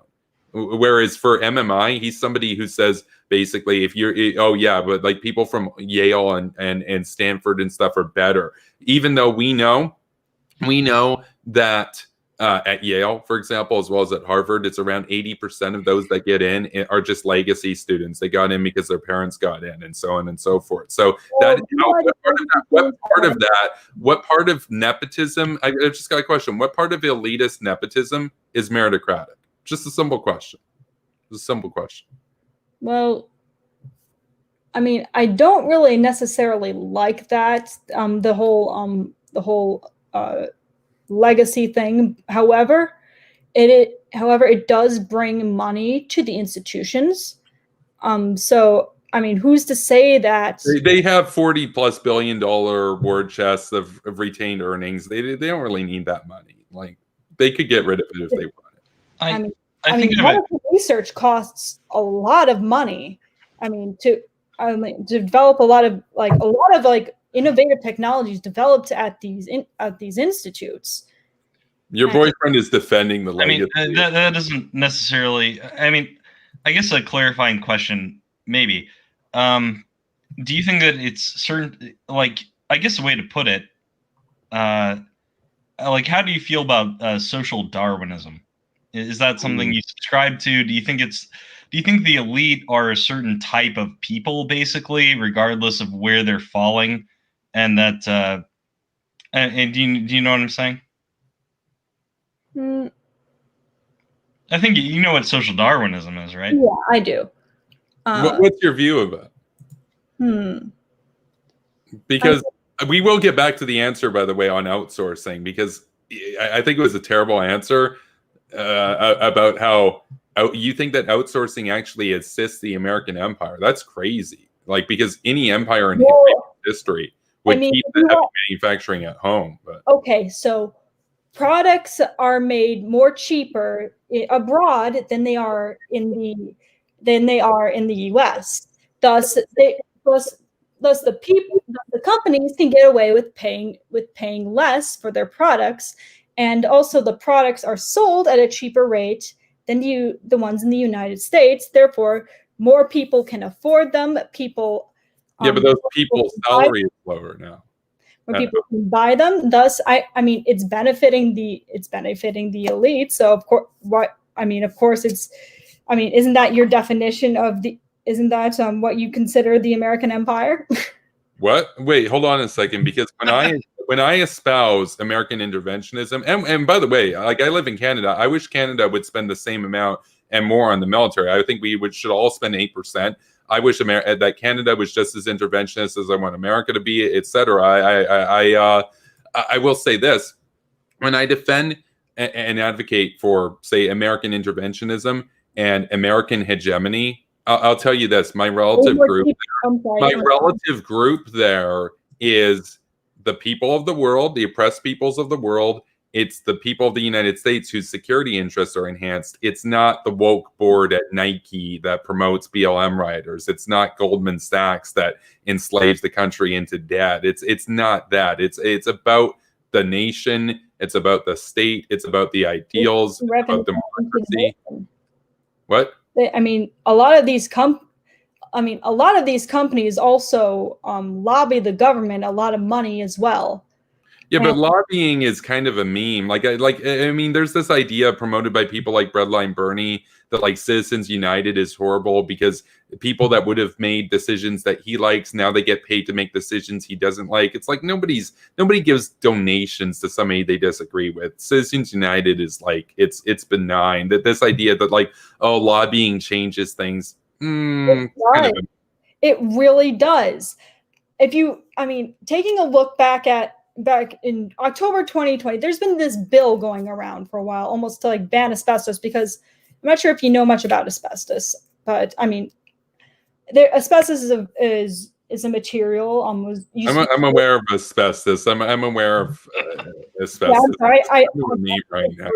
Like, I mean, you guys just have. I'm preaching about asbestos all the time. So, basically, there's a. Asbestos is not banned in the United States, and there's been this bill going around in Congress for quite a while, and you'd think everybody would be, on board. Everything was pretty transparent, but it always gets turned down because the asbestos industry heavily lobbies the Republican Party, a lot of people, mostly in the Republican Party. Wait, but you were just arguing that the elites and stuff lobbying politicians was good. So are you pro asbestos? When did I argue that? Wait, no. You said that the American empire was basically, when you say that that's what the empire is like them lobbying people to, like, do things for corporate interests. You can't deny that corporations do have a say in government. No. But I'm just trying to get a coherent argument from you right now. I'm just trying to understand. You said before, wouldn't I characterize the American empire or whatever as being, because I was asking about outsourcing, you were saying, well, it benefits corporations, and you're like, isn't that at the American empire? And I'm like, well, no. And I went on to explain that, well, in my view, the reason why I support American exceptionalism is about the ideals of America. It's about liberation. It's about America's national security, as well as the West, because America is the protector of all the free world.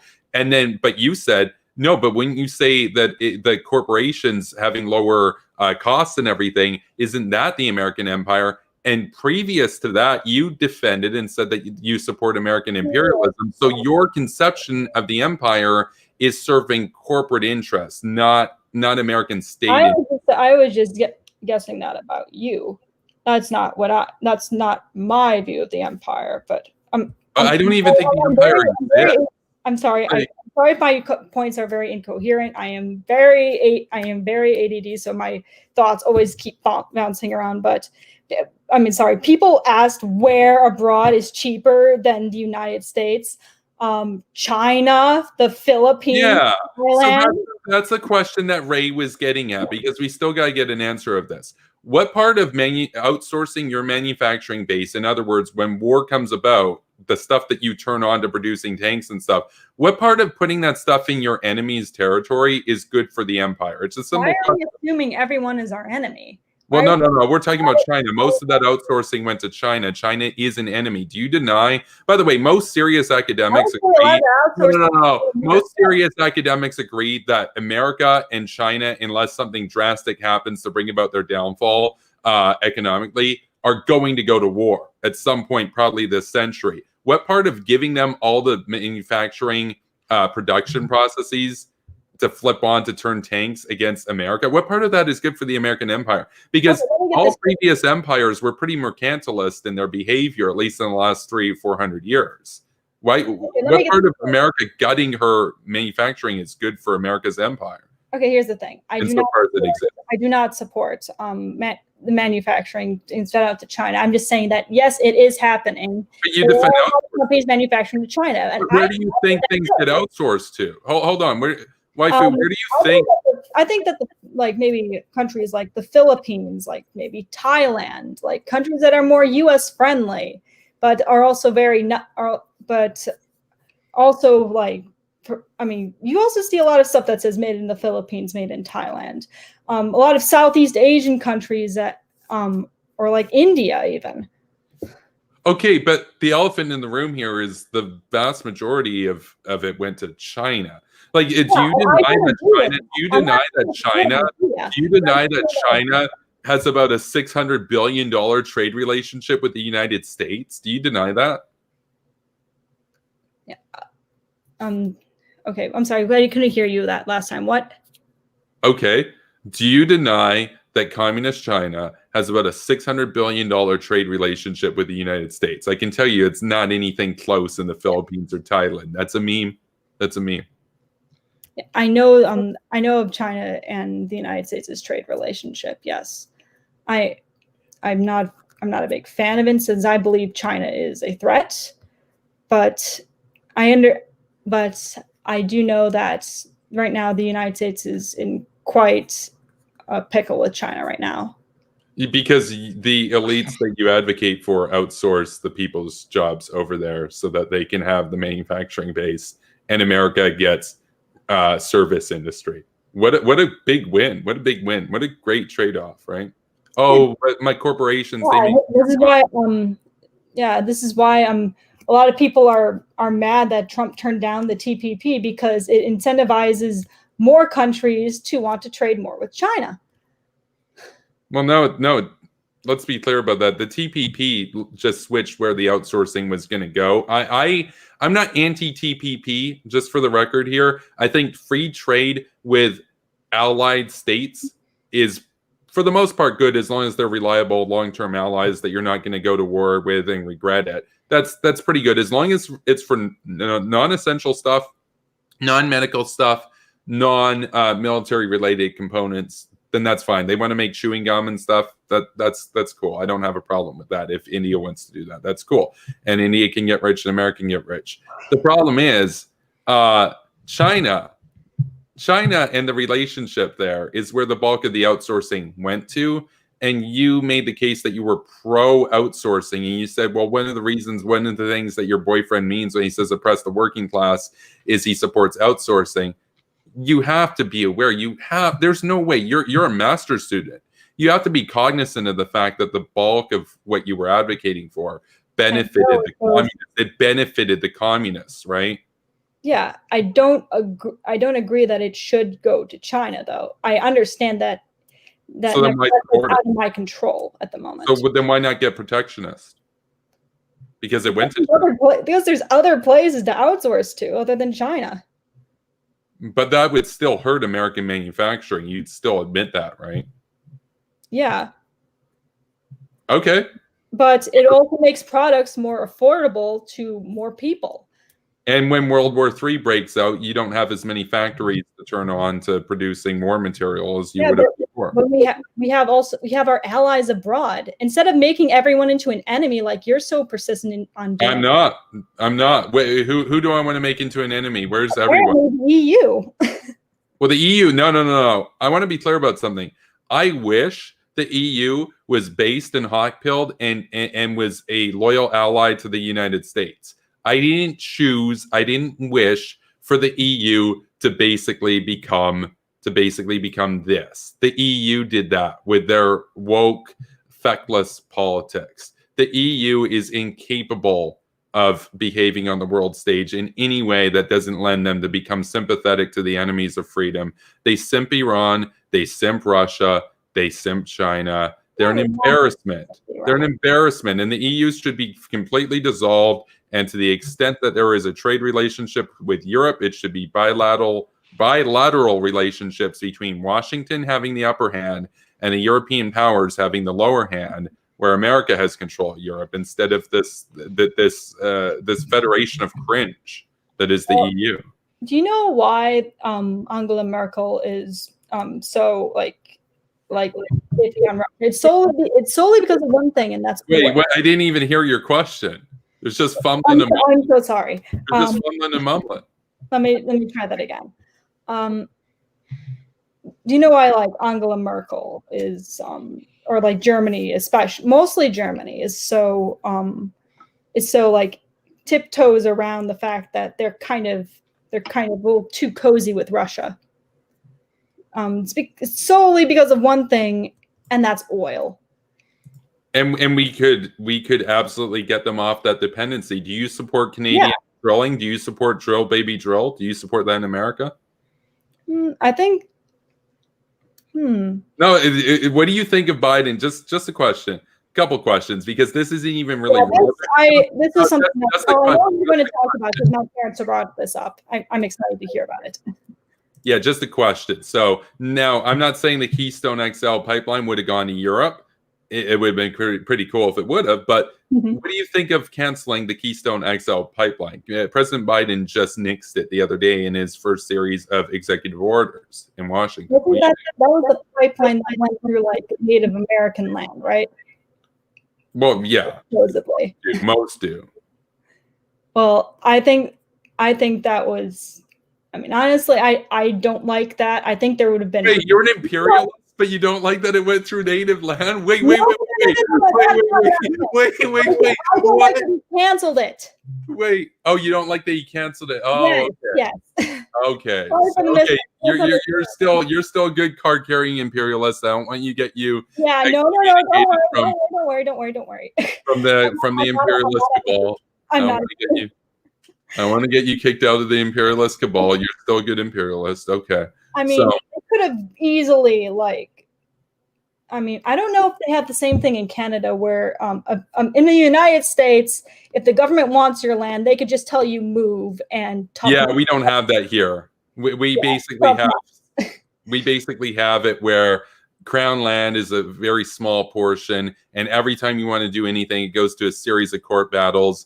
And most of the people that I went to school with are going to root for basically people that act against the national interest by and large. Yeah, but here's what they could have done. They could have paid if there was like someone else's land, they could have just paid a pretty piece. They do, and it still gets rejected because we have an environmental lobby here that's promoted by the Russians to destroy it. So you mentioned the the Green Party's funded by the Russians, and that climate change is all. Yeah. Oh, that's another. Is all what? And you think climate change is all like a conspiracy spread by No, the Russians, even though Putin. When have I ever said that? When have I ever said that climate change was fake? When have I ever said that? Well, not that it was fake, but that the Russians support the Green Party and are promoting like all these climate change protection policies. Yeah, because they want to be not bankrupt. They want to drill. They want us to not drill. Putin himself has stated that he does not believe it. He does not support like climate change, like protections. What?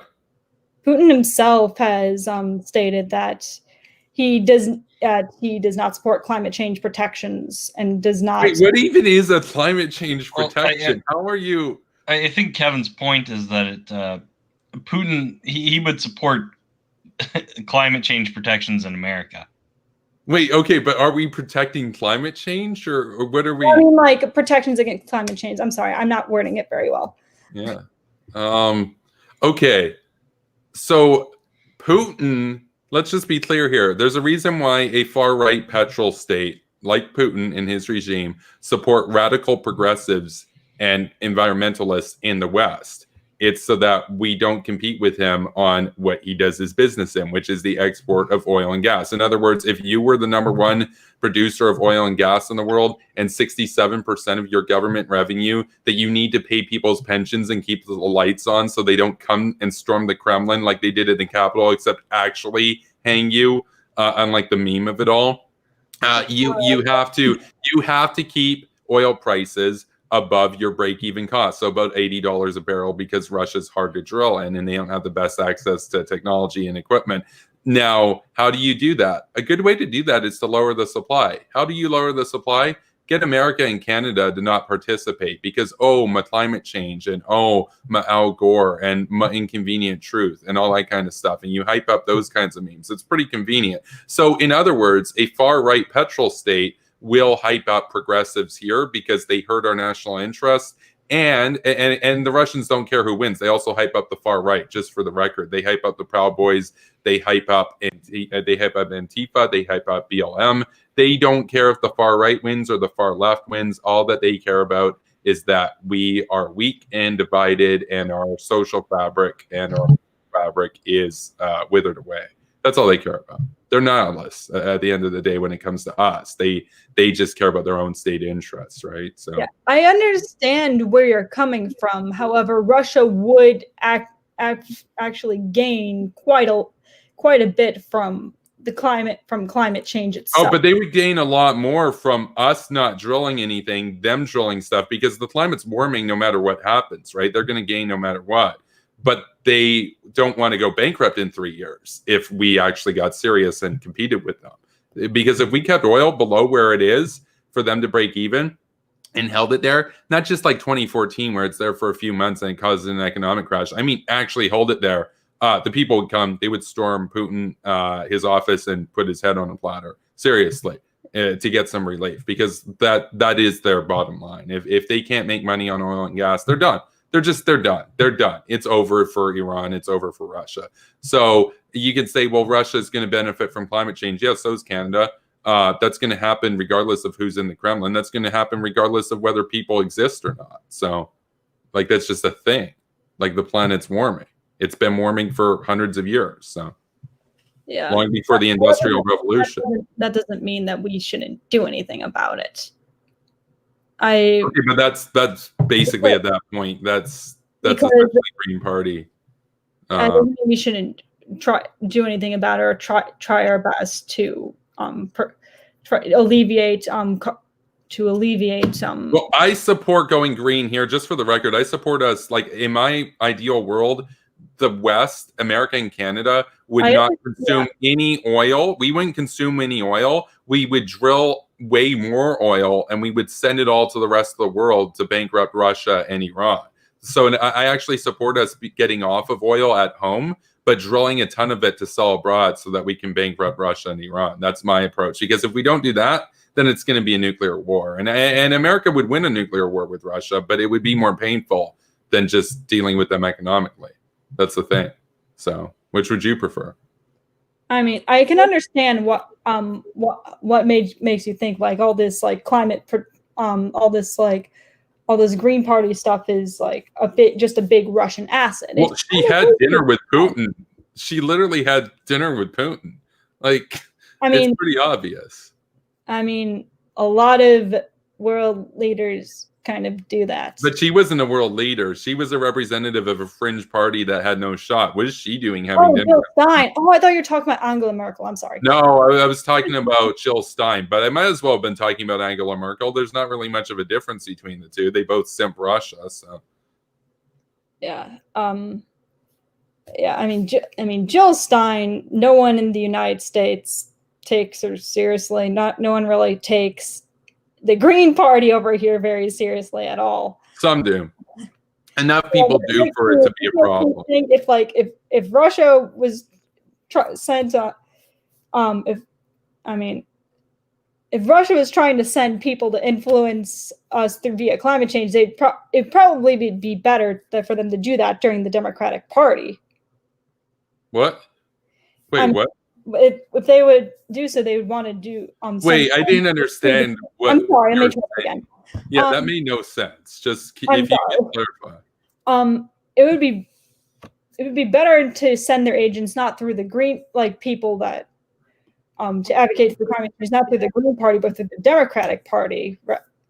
Because nobody do both. The Democratic Party gets pressured into adopting that narrative because they hype up this narrative at the grassroots level. In other words, the Russians, their memes start at the fringes, the far left and the far right, and then they infest and they perpetuate within American discourse to the point that now AOC is pressured to adopt the lie. And now Chuck Schumer's pressured, and now Nancy Pelosi's pressured, until eventually we've all just bought into this line that the Kremlin wants us to believe.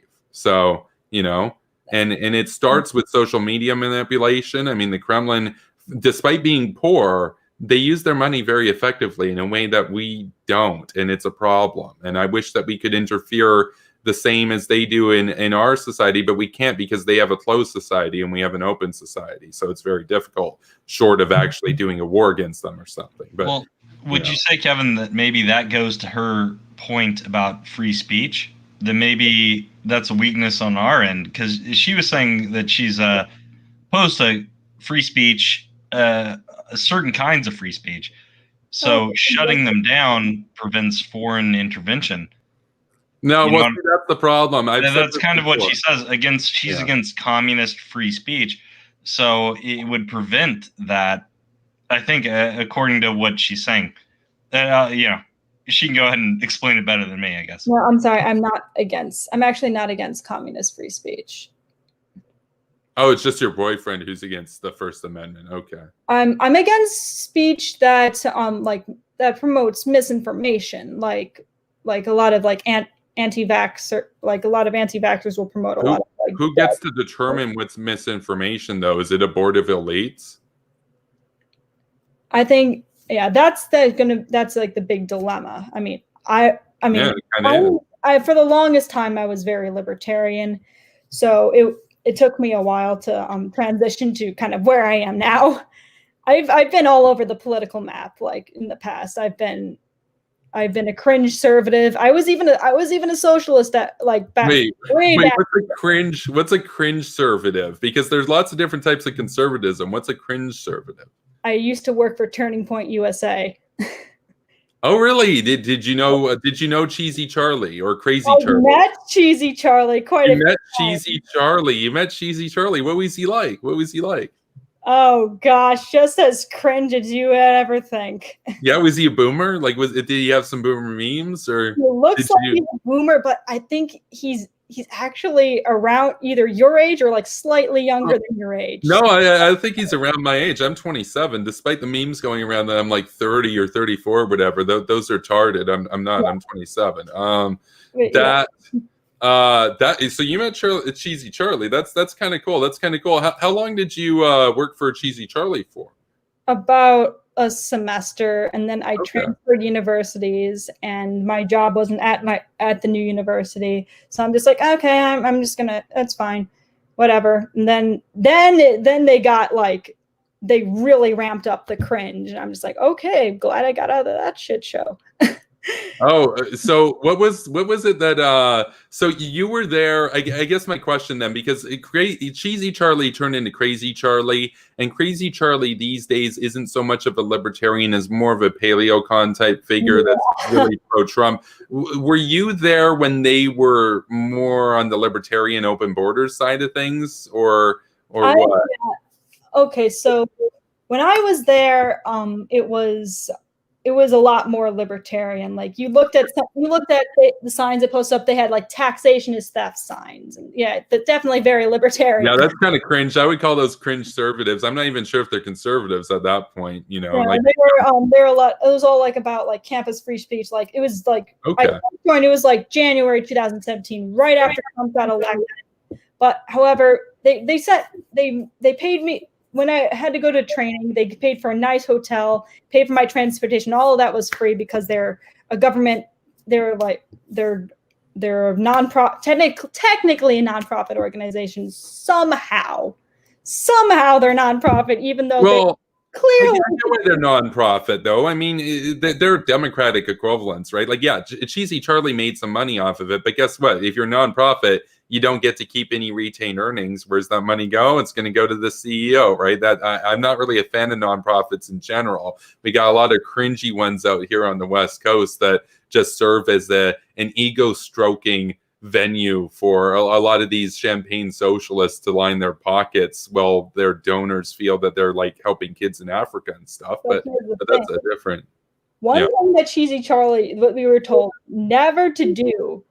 You're never supposed to endorse a political candidate, because that is what gets your 401c3 taken away. Yeah, you endorse a political candidate, and as of lately, Turning Point has done that quite a few times. That's right. Having Trump on their platform.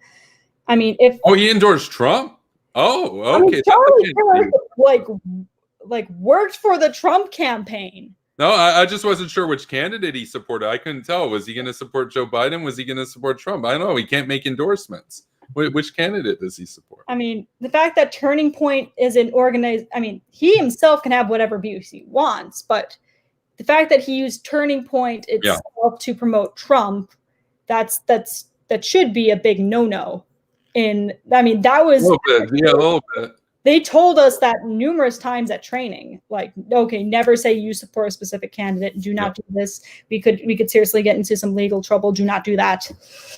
Okay, so that's cool. That's cool. I don't wholeheartedly despise Cheesy Charlie. I think some of his memes are actually kind of wholesome. You know, I'm a bit of a boomer. You know, he had some wholesome memes. I think some of them are classics, honestly. So that's kind of cool. So then after you were like a cringe conservative Cheesy Charlie employee, where'd you go on the political compass next? I just slowly drifted to being more centrist. I mean, before I was a conservative, I was a socialist. Like in high school, I sympathized kind of with communism, and I in high school, I was 100% on board with communism, but I was like quite socialist. I was like I was a big Bernie supporter. Yeah, no, I called myself a democratic socialist. I was actually a card-carrying member of the NDP, which is a democratic socialist party in Canada. But I was hawkish. I was a supporter of George W. Bush at the time still. But I was still in high school, so I didn't know any better. But yeah, I was like 17. When I broke away from that, when I first broke away from that, when I guess like you could say I first got red pilled. I was like an atheist that just broke away from Christianity. I was like such an asshole about it to everyone. Are you still an atheist? I'm not an atheist, but I mean I was like an atheist who just broke away from Christianity. You know those ones that Christians will say, "Oh, God's not real. Oh my gosh, you're so childish. You believe in God." You know those people. Yeah, the neckbeards, the neckbeard brigade. The neckbeard. But they think like being an atheist is the most edgy thing in the world, and it's like, no, you just don't believe in God. It's like, okay. I thought being conservative, like being like super conservative, was the cringiest thing in the world. Well, not the cringiest thing in the world. No, I meant the edgiest thing in the world. Gosh. Yeah. So. I'm here. So you are religious then? I believe in a God, but I'm not really part of any organized religion. Okay, and is that God kind of in the sort of Judeo-Christian sort of lineage or different? Yeah, just Okay. well, there's some kind of God out there, but yeah. What does that God though think about like nihilism and like hating the poor and everything? It's like just curious because like I don't think Jesus was much of an elitist. But. We don't hate the poor, but I believe that being kind to as many people as possible is. Well, I guess to get back to an earlier question that I had that you didn't quite answer was on social Darwinism. How do you feel? Right. Oh gosh, I'm sorry. No, you're good. I'm sorry. Kevin I get so easily. That's just. I'm sorry. That's how my brain works. It's also 3:30 a.m. Oh, good. It's all good. We still have 25 people here, and it's actually kind of late. So I think a lot of people are just here to grill. You know, got a lot of grillers in the chat. A lot of grillers. Hashtag grilling point USA, right? Yeah, as long as we're grilling some good sausages, I'm all for grilling. But anyways, so grillers rise up. Grillers rise up. You know, power to the grill. Like social Darwinism, eugenics, that type of stuff. I mean, this is what I know. This is what MMI means when he talks about like says pro eugenics. I mean, recently there was like a law passed in Poland where you couldn't abort children even if they had like severe, very severe, like severe birth defects that would ultimately lead to them like dying within a few days. Like if they have like severe, like physical birth defects, severe mental defects, right. Like, why would you have them suffer? Why would you have them? So you consider it eugenics to? Oh, he just called it eugenics to be edgy. Yeah, that's one of the problems that I think a lot of people have. Is like you take positions that I think a lot of reasonable people who some people might lean towards the pro-life side of things, such as people that I know, but still say, look, in that case, an abortion might actually make sense, as unfortunate as it is. And you go and make those people who have a very reasonable and sober take on it, and you call them, oh, you're a eugenicist, I guess, to be badass. It's like, yeah, that's the problem. I got to keep it real. You people suck at marketing. Like well, you did. I would think of more. Try to market, and I'm just like every time I'm like, okay, are you sure about this? Are you sure about this? He's like, yeah, I just want to put this out there. I mean, that's not my idea. I don't agree with his marketing. That's why. Partially. Well, to get past the marketing and all that stuff, do you think that like people below a certain IQ should be barred from reproducing?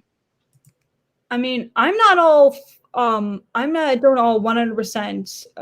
There's a lot of different factors that go into it. It's a simple question. It's just a question. It's just not 100%, 87%. Do you think it would be ill-advised for them to reproduce? How about that? Rather than making it legal. Yeah, I don't think IQ should be determined on who can reproduce or not. Okay. I don't think IQ is a very good standard. Should the working class be allowed to reproduce? I think that's here's where I think that if people, I think there should be. It's kind of a yes or no, right? I think there should be a minimum, like you need to have a certain amount of income in order to have kids, because otherwise it's not. Oh shit! Okay, well that was a good question. Yes, that will be a standalone flip. There's so many people that struggle to provide children for what they need, and there's a lot of times that because people are prioritize having children over possible well-being in the future of those children. Well, here's a comment from. I think a lot of kids suffer because a lot of parents were like, oh, okay, having 7 kids should be our priority, not the fact that we can't afford anything. No, having 7 kids is clearly a bigger priority. Well, I mean, your boyfriend in the chat said if you're below 60 IQ, they shouldn't be allowed to reproduce. So, I mean, allowed, like, should that be a law? We prevent them. And I know his views are not necessarily yours. I think I just want to say to everybody right now, like we've all been sentenced, we've been convicted in court. We've just arrived at Yikers Island. We're here for 10 years. Welcome to Yikers Island. And here's a rule. Here's a rule at Yikers Island. There's no grilling. That's how Yikers it is. I tried to bring it back. I would say that, you know, people with certain conditions, I'm not saying they should be forced not to reproduce, but like I would say you should take in consideration if you have certain genetic disabilities or other things. You should take it upon yourself not to reproduce. I don't know that you should be forced into it. And I know this is a weird topic, but I mean it's fun here, and we have to take an intermission right now. I will be back. I'll give you Waifu as well. We'll have 2 minutes to just. Well, I'm going to go and get some water. I'm going to let those in the chat right now that can't grill anymore. They can't grill anymore because we've all been sentenced to Yikers Island for 10 years, federal prison. Give them a chance. It's not that bad, Kevin. It's okay. Yeah. You're doing fine. Oh yeah, no, I mean we appreciate the honesty. I got to say, I really do. I don't think there should be like it's good being possible to enforce like a law against something like that.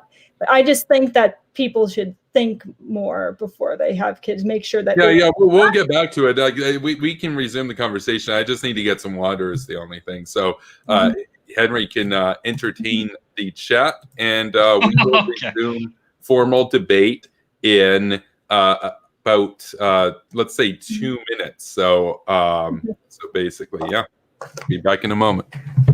Yeah. I'll probably be gone before too long. It's super late for me, but no, I think I agree with you, Waifu. I think, Kevin's cringe. He's totally wrong. You won this debate. No, I was saying, I think I get where you're coming from. Really? I mean, I've never like formally debated anyone before. Ever. No, yeah. Oh, yeah. No, I get that. It was.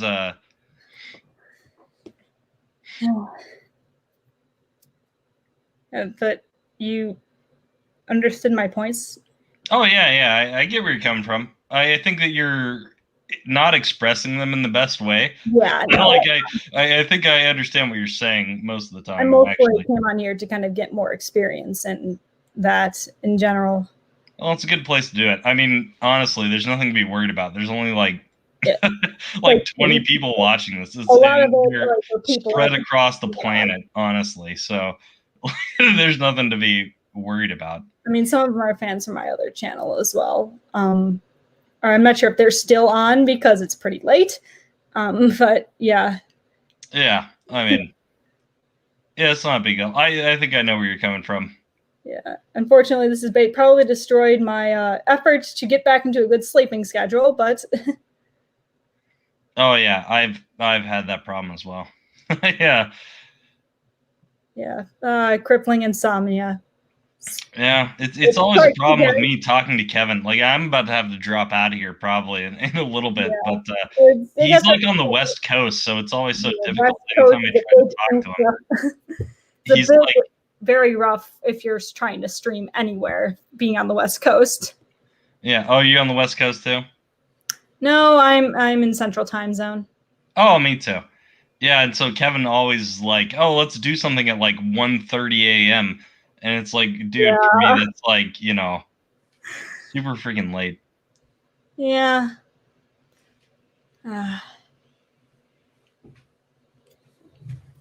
Yeah.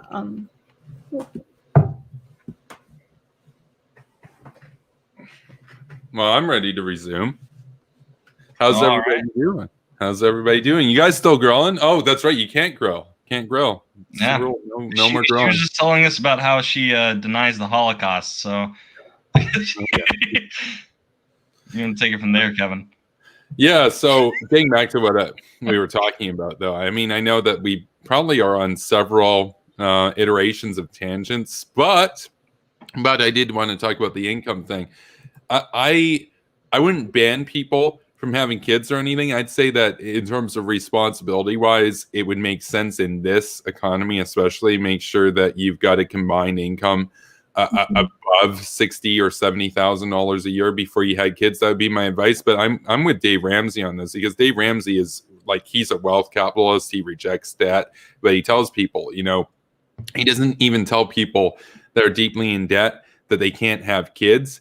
He just says, know what you're getting into and work as hard as you can to get out of debt and get your income up. But that's basically it. But yeah, I mean, there's no way to prevent people like that from having kids. But he doesn't. So many people, like, I've seen so many people like struggle so much because parents normally made stupid decisions.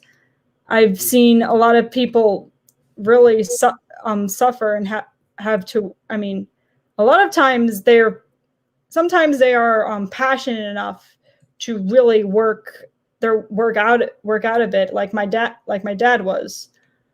They're really passionate enough to really work their ass off and climb out of poverty, but that's not everyone. That's actually a very small percentage of people. So you think that there are some people in the working class that are the good ones, then, basically? I wouldn't say that's quite the twist. That's quite the twist there, eh?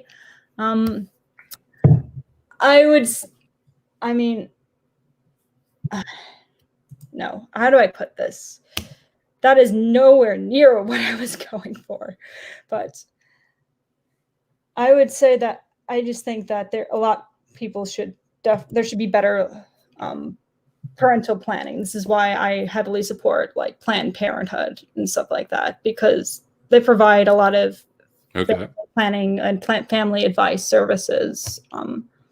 Yeah, this might be a bit of a hot take, I guess, but I support full access to birth control, all that kind of stuff. Yeah. I think the best way to reduce abortions, for example, have them legal, yet try to be limited, so that you've got education around it and you've got access to birth control, for example. That would be my policy. So yeah. I mean, no name. I agree. Shouldn't ban people because, well, this country is known for having its freedoms. So I don't think banning people from doing things, not only would it be like impossible to prevent people from having kids, but it's just not a good idea, because it's just not a good idea in general to just impose unnecessary bans. But I think that there should be definitely better education to go about what comes with having children. Okay, so I've got a couple other questions, though, because, we could talk at this for a bit of length, but I do want to get back to something that you talked about earlier on in this debate, which was that you had essentially stated, and I'm paraphrasing here, I don't remember exactly how you put it, but you said that you felt that those who are the most sort of educated, as we would think of formally educated, should be the ones that are left to make decisions. But would you agree that there are entrepreneurial type people, or there are people that don't go to formal education, or there are people that go into other lines of work that it sometimes achieve better results than those that, they just have a degree, but that's kind of just it. Like, they're empty. They can memorize, but they can't get results. Well, entrepreneurs, they're not policymakers. Well, some can be. Some can go. What would you say about entrepreneurs? If it has something to do with their business, I mean, then their experience and their knowledge on said subject would give them merit and make them qualified. Okay, but I guess I got a couple questions around this. The first one is, the problem that I have with a lot of the kind of rhetoric that I've seen from people, and I haven't been following your work or anything, but in terms of MMI, from what I've seen from him, as well as his what I would characterize as basically sycophants at this point, from those guys, what I've seen is this idea that, oh, well, it's all about the formal education and everything. But my question would be, do you think that there can be ideological or even just empirical biases in academia that actually preclude it from making the actual best sort of analysis in cases. So like there tends to be this groupthink mindset. I mean, Michael Knowles talks about this, for example, where there's not that big of a scope of acceptable disagreement and everything. And that what you tend to see is that those that tend to come out of academia tend to skew in a direction that's sympathetic towards Marxism, for example. Do you think that there's a problem there, and that that's maybe not the best indicator of somebody's qualification for something? That's a very interesting point that you bring up, because this is actually something that was brought up to me not that long ago, because I was talking to my parents about a lot of outsourcing and everything. They're just like, well, how do you know those people aren't funded by by people who aren't paid? Oh, I'm not even saying funding. I'm just saying that there's like a very far left bias towards the academy, towards the. No, it did make me think, but I mean, I wouldn't say anything. If anything, I do not think that academia is funded towards communism or Marxism. Well, I'm not saying fund. Maybe a sociology or possibly like a lot of the subjects that everybody makes fun of, but a lot of academia is very tends to shy away from Marxist thoughts and communist ideology. I kind of maybe in the strict. If you look at some undergraduate courses, they do seem. I mean, depending on I guess it depends on what university you go to and what professor you go to. But the professors that people don't laugh at, it's normally, it's a lot of it is most communist. I mean, so I'm not so much talking about a strict yes, we have a hammer and sickle and we read the tenets of Marx. Well, often you do actually read the tenets of Marx, but it's for the idea of critical analysis, that kind of thing. The problem is that there's a bias in academia that skews it to be far left. I'm not necessarily saying everybody reads Lenin and agrees 100% with Lenin. It's more of a cultural thing that I'm talking about, right? Culturally, I totally get that. Yeah. And I'm not just talking about sociology, by the way. I'm not just talking about sociology. For example, we could talk about political science. How in political science, there does you'd have to agree with this assessment that there's a skew there that's left of center in terms of the consensus of the professoriate class, right? Well, in my undergrad there was, but yes, in my graduate, I think that's just mostly the culture of the people that tend to be there. Yeah, but that rubs off on the students then, because that imbues their view of the world, how they analyze things. In other words, when you critically analyze things, you're not objectively analyzing things necessarily, because you're going to be looking at things from the slant of the person who's teaching you to analyze them. You can understand kind of where I'm coming from, and that the solutions, the consensus that emerges out of academia might not necessarily be the one that is objectively the best. We could see this in economics, for example. In economics, there tends to be a very, very, very strong bias, regardless of even if the professors are liberal or conservative. There tends to be a very, very strong bias on things like free trade and whatnot. And yet you're basing these things on these models, that these models make sense. These models, the idea of gains from trade makes sense. The problem is, if you don't take an interdisciplinary approach to it and understand, oh, wait, national security also matters. It turns out, yes, we gain from trading with China. They gain from trading with China, or from trading with us. Oh, except on the margin, they're building up their Navy at a higher rate, and we're not modernizing at a fast enough rate. Oh, they're going to catch up to us. Oh, they're going to have superiority. Oh, was that really a gains from trade? It was just free trade, bro. Oh, now we've had a war and we lost. Now we're a colony of theirs. Oops. That's my problem, is that a lot of this sort of neoliberal consensus in economics, or this sort of Marxist consensus in a lot of the other faculties, it ultimately leads us towards a point of weakness, both in the culture and on the economy at the end of the day. That's a problem that I have with academia. So I'm gonna take off. You guys have fun. All right. Yeah. Bye, Henry. thanks Thank you. for moderating. Anyways, most academia tends to have a neoliberal bias. I mean, Not most economics, yes. especially economics and like political science. I mean, I felt that the liberalism narrative is mostly pushed. I mean, and actually, even as an undergrad, like the way they talked about Marxism, really, it was in a way that kind of really made you like dislike it.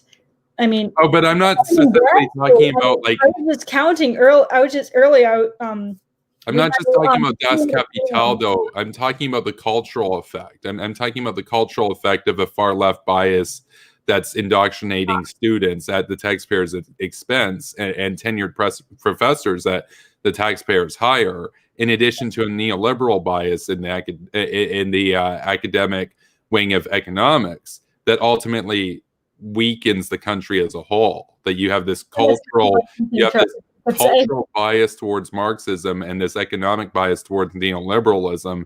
That's just weakness. That's why we're losing right now.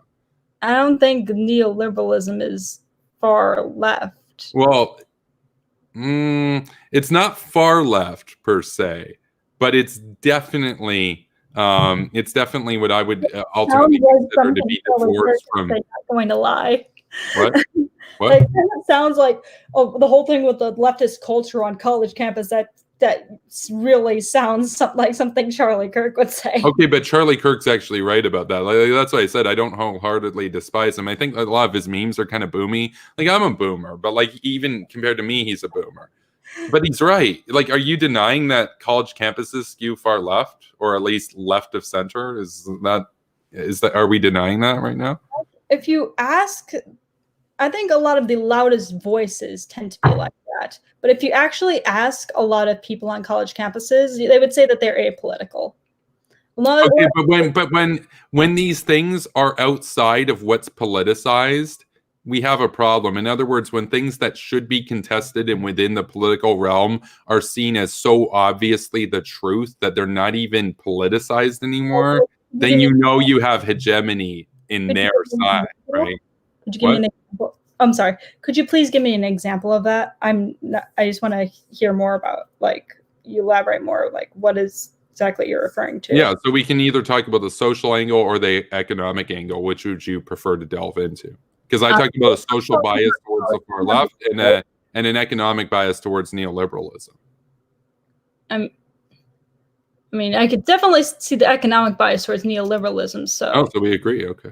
Yeah, I mean. So you can understand that. Yeah, definitely, because definitely looking through the classes, we definitely went most into depth about neoliberalism. I would not say. Oh, probably both. You probably went into a bit of debt to do that too, right? Probably cost a bit of tuition, right?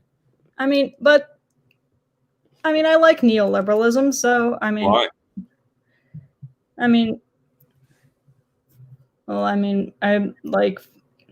love free trade, so. And what has it got us? It's gotten us an empowered China, an impotent America, a weakened West, and an ascendant Europe that's weak and wants to essentially undermine us at every turn. What part of this has been beneficial to the American order? Just a question. I mean, you call yourself an imperialist or whatever. What part of that is good for the empire? Or is your empire actually a corporate empire? Well, we're kind of expanding it's a part of a way to expand. I believe it's part of a way to expand our influence and gain allies. By doing free trade with China? No, with China, just free trade. We can't turn them into an ally. They're communists. They want to support free trade with China. I mean, I don't like China. I never liked China. Okay, but this is almost like when Vosh was debating Caleb Maupin, and Caleb Maupin's a tanky, and he said to Vosh, he's like, wait, how can you distance yourself? You call yourself a socialist, but how can you distance yourself from the Soviets and Stalin and Mao and all their successes and yes, their failures? And Vosh said, well, no, I'm a socialist, but like I'm independent of history and like my socialism's different, bro. What you're saying right now is like, no, I support free trade and everything, and I support these policies, but like I don't support how they've actually been implemented in reality, because most of that actually did go to China. So in other words, what you're telling me is, in an ideal world, you would support free trade as long as it wasn't with the enemies. But my point here tonight is that most of the gains from that free trade went to our enemies. It did go to China.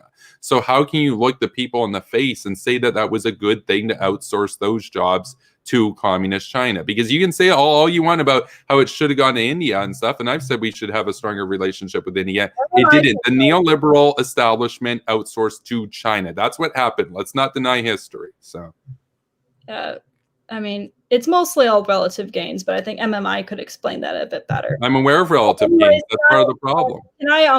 Can we go back to the I'm still curious about what you're talking about when you talked about the liberal bias on campus, on the whole liberal bias on campus thing, and how you believe that's a huge problem. That's well, I said a far left bias. I want to be clear here. I consider myself a liberal in some areas. I consider myself a neocon in other areas.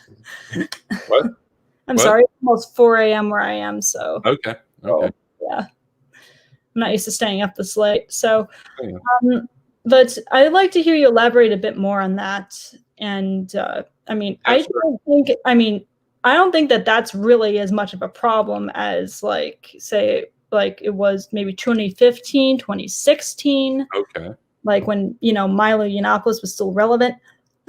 Right, because like your boyfriend, for example, talked about how he didn't care about BLM doing riots, and he didn't care about Antifa because he thought that's just domestic stuff and it doesn't really matter. Because for me, at this channel, we're the home of the Hawks.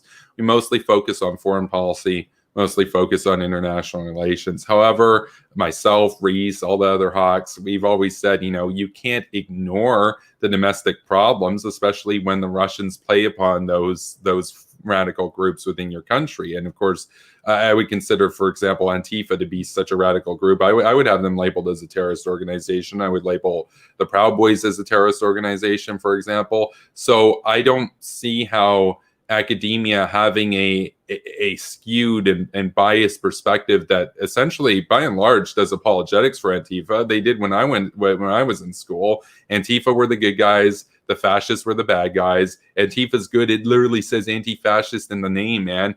That's a problem. Now, that's just one tiny issue, right? We can talk about a lot of other issues this has on the culture, the far left sort of indoctrination that happens. And it's done at the taxpayer's expense, too. Like, why should conservative taxpayers have to pay for left-wing professors to get tenure to teach Marxism for 50 years? Isn't that kind of problematic, Well, I mean, normally the best professors like that I've had don't really preach their politics, but I went to a pretty good university. Okay, but I guess one of the other points that I'm getting at is, and I like that nice jab. I like that nice jab at me too, implying I didn't go to. It wasn't nearly a intentional jab. It was more like, I'm not sure how your university is, but I was just fortunate enough to. Yeah. No. I guess the point that I'm trying to get at is that you could understand, though, Waifu, that some things that are far left have become so normalized that they're almost seen as outside now the realm of politicization, to where we just take them as granted when they really shouldn't be. And my argument is that academia, by and large, has served as the conduit through which things that are crazy get moved into the realm of normalcy and depoliticized. Because when you've got the minds of the youth, well, it's a very easy way to depoliticize issues that should be politicized. There should be a debate around. They're really taught. I mean, I've never been taught to say, Antifa is good, or BLM good. No, but it's an implicit bias, right? That's a culture thing. That's what I'm talking about. It is a culture thing. Like there is a cultural. That doesn't have anything to do with universities. I think it's stuff to do with young people in general. And where do they get that from? Where do they get that from, by and large? They get it from education and the educators, right? I wouldn't say educators. I mean, college students are... Well, high school, too. Most people are more likely to become activists when they are in their college at college age. Like that's when you're most likely to become an activist. Yeah, so but they almost all skew far left. Gravitate towards activism groups. So that's why you would see. That's why you normally see. I mean, I don't really like Antifa either. I mean, my family has its own history with like BLM, but and that's a really, really sore subject to my family. But I think it's just more of like, oh, these are people going to university. They want to make a change in the world. So they all want to become like activists and become part of a cause that they believe in. I don't like one of the culture sort of things that actually relates to, you know, what I think an issue that you claim to care about, that I obviously espouse here, is one of the issues, you know, you wanted me to elaborate on. Well, this one's kind of close to both of us, the anti-war sentiment. I mean, you look at the bias in academia. I mean, it's not just academia, but academia is a huge promoter of this far left opposition to any intervention by the United States. Honestly, they have a characterization of America as the bad guys. They have this Chomskyite, Saidite idea of America as evil and trying to tell brown people what to do. Oh, well, they have their own culture, man. They have despots. We have a democracy. Why not just let them be, man? That comes out of academia. There's an intensely far left anti-war, but it's not even really anti-war because they don't say anything when the Russians do stuff. You'd have to admit, like, it doesn't matter what school you went to. You'd have to admit that is there as an implicit bias, right? Not in the academia itself. It's more of this in the professors. Right? Like, for example, when there was an Iran war protest at our school, it was all run by students. Like maybe one kind of one professor was there, but it was those professors are pretty much in the minority. I was never taught like anything like that directly in academia. So you weren't taught that America is basically a neo-colonialist empire, basically going around to neo-colonize Black people and stuff, and Black bodies? I don't know if that's what you were taught, but we were taught to kind of think for ourselves. And I really do. Okay, but of course they're going to tell you you're thinking for yourself. My problem is that these things get so ingrained that they become in a lot of people's heads depoliticized. In other words, they think it's non-controversial. Everybody must feel this way. That's true with a lot of the stuff on the social war angle. It's true with a lot of the stuff on the economic angle. And yes, it's true with a lot of the stuff when it comes to war. It's one of the reasons why people just despise neocons, right? Because of the influence of academia. That you'll literally have IR faculties that say, looking for IR professor, no neocons need apply, that kind of stuff. That's an actual advertisement from one of the elite schools, for example. I do know some schools like have like specific. I'll close out with my BLM story before I go to bed. Okay. Okay. Yeah, the grillers want to hear that. It sounds juicy. It's quite an interesting situation, but University of Chicago has Mearsheimer, so they like people that Mearsheimer's anti-war essentially that are similar to that mindset. Some schools are a lot more liberalist. Liberalism. Every subject I taught, in every subject, whenever Marxism was discussed, it was always done in a very critical light. Actual strict Marxism as we think the thought of Karl Marx and Friedrich Engels, yes, but the culture of Marxism, not so much. So that's the problem. I mean, those are just students in general. I don't think that's not a part of academia. So you don't think that if we were to take a census of gender studies or something, but like but a lot of that is the absolute majority of that is all comes from students. Like no respected scholar would promote that in like professional work. But you don't see how these things kind of weed their way down. It's not an explicit be Marxist or else. It's a long-term you're coming from with the culture and everything. I agree that there is some kind of culture, but it's not caused by academia. I believe it's caused by the students.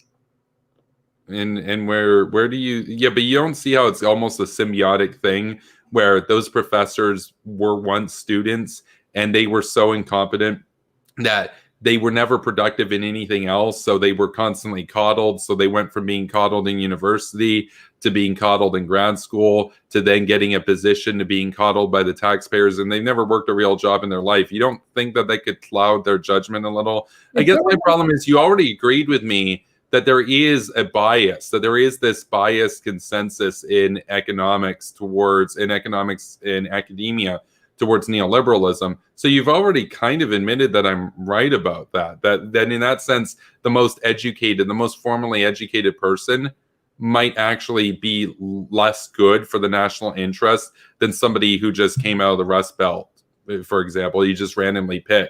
They might make better policy on American manufacturing, on trade wars, etc., than the guy who came out of, say, the University of Chicago with a 12-year CV of prestigious positions and accolades, who's just going to parrot the neoliberal. In my current program, there is quite an interventionist bias. Majority of people majority of people in my class are either Hamiltonian or Wilsonian. It was in an open forum and we had to describe what school we most subscribed to. The majority of people were Hamiltonian or Wilsonian. Okay. Like two Jacksonians, none of them were Jeffersonian. Okay. They're all a lot of people are pretty pro-interventionist. All the serious academia. But anyways, since it's 4 a.m., I'm going to close with the BLM story. Yeah. Let's get to that and we'll wrap it up. So okay, so my brother went to pharmacy school in St. Louis, and this was he was there during the time of the Ferguson riots. Because Ferguson's not that far away from St. Louis, and especially East St. Louis is also known to be a super dangerous city. And so he had to. He did not live in the best area, and in Chicago, you always hear about gun crime in Chicago, but that's separated into like blocks and like certain areas. In St. Louis, there is no such thing as that. It's everywhere. Gangs are a really big problem in St. Louis. And my brother, during the Ferguson riots, he had to hide in his apartment. He had to stay away from all the windows. During his time in St. Louis, he was chased down quite a few times. A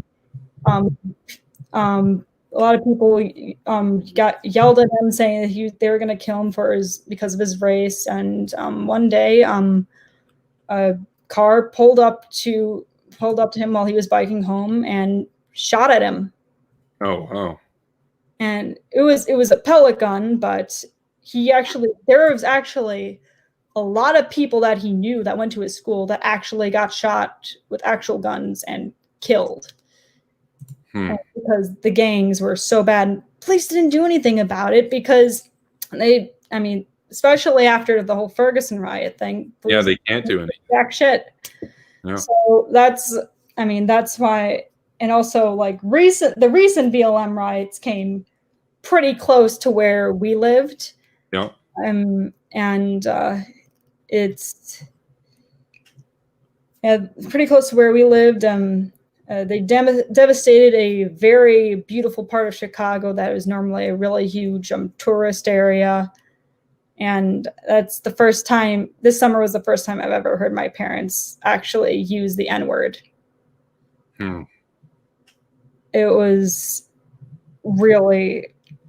something that they don't realize that it just makes people a lot more angry when they do stuff like that. I don't blame BLM in general, because I know there's a lot of people that are just protesting peacefully, and people that are just they just want to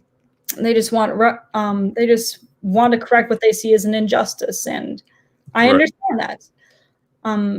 but then there are like the anarchists at co-op it, and to those people, I wish nothing but the worst.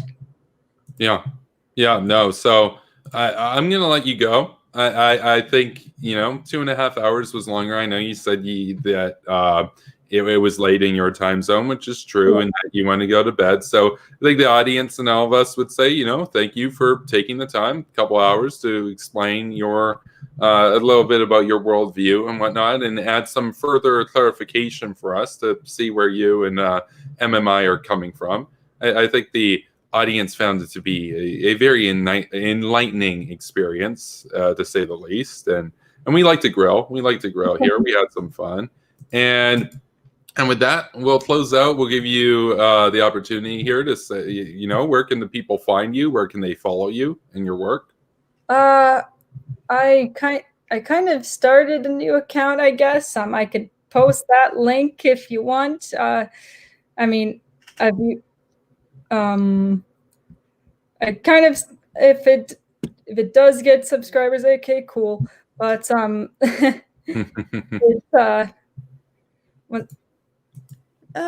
where do I put this? Hang on. There'll be a post comment near the bottom portion of the comments tab on the there you go, in the studio. Yeah.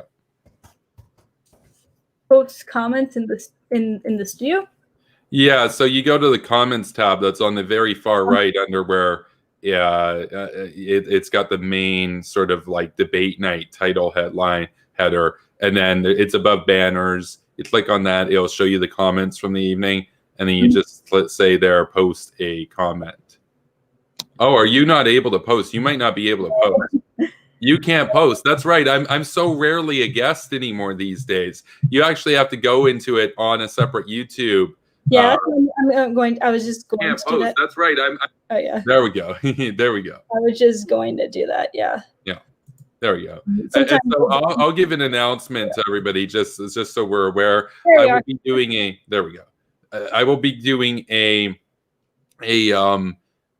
post debate analysis, as I always do every time I do a debate. That post show is going to be airing in about 5 minutes or so. So be sure to tune into it if you're not too tired. I'm going to be sending out some invites. I see that Dr. Nukies is here tonight.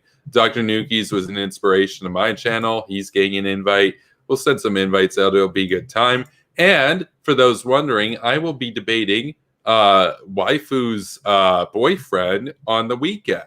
And isn't that going to be interesting? Because he has some things to say, and we'll go over his thoughts, and that'll be a lot of fun. We'll have a little showdown. So with that, it's been fun grilling with everybody. You want to support what I do, keep these debates and everything going, check out patreon.com/superpowerbroadcasting. Once we hit 500 a month, we'll have 2 premieres each day instead of 1, plus, as always, the daily live streams. As well, you can send me a tip on PayPal or check out my Ko-Fi and contribute to me over there. As well, you can follow me on Facebook, Twitch, Minds, and Gab. The links are all in the description. And be sure to follow me on Twitter at Kevin Castley.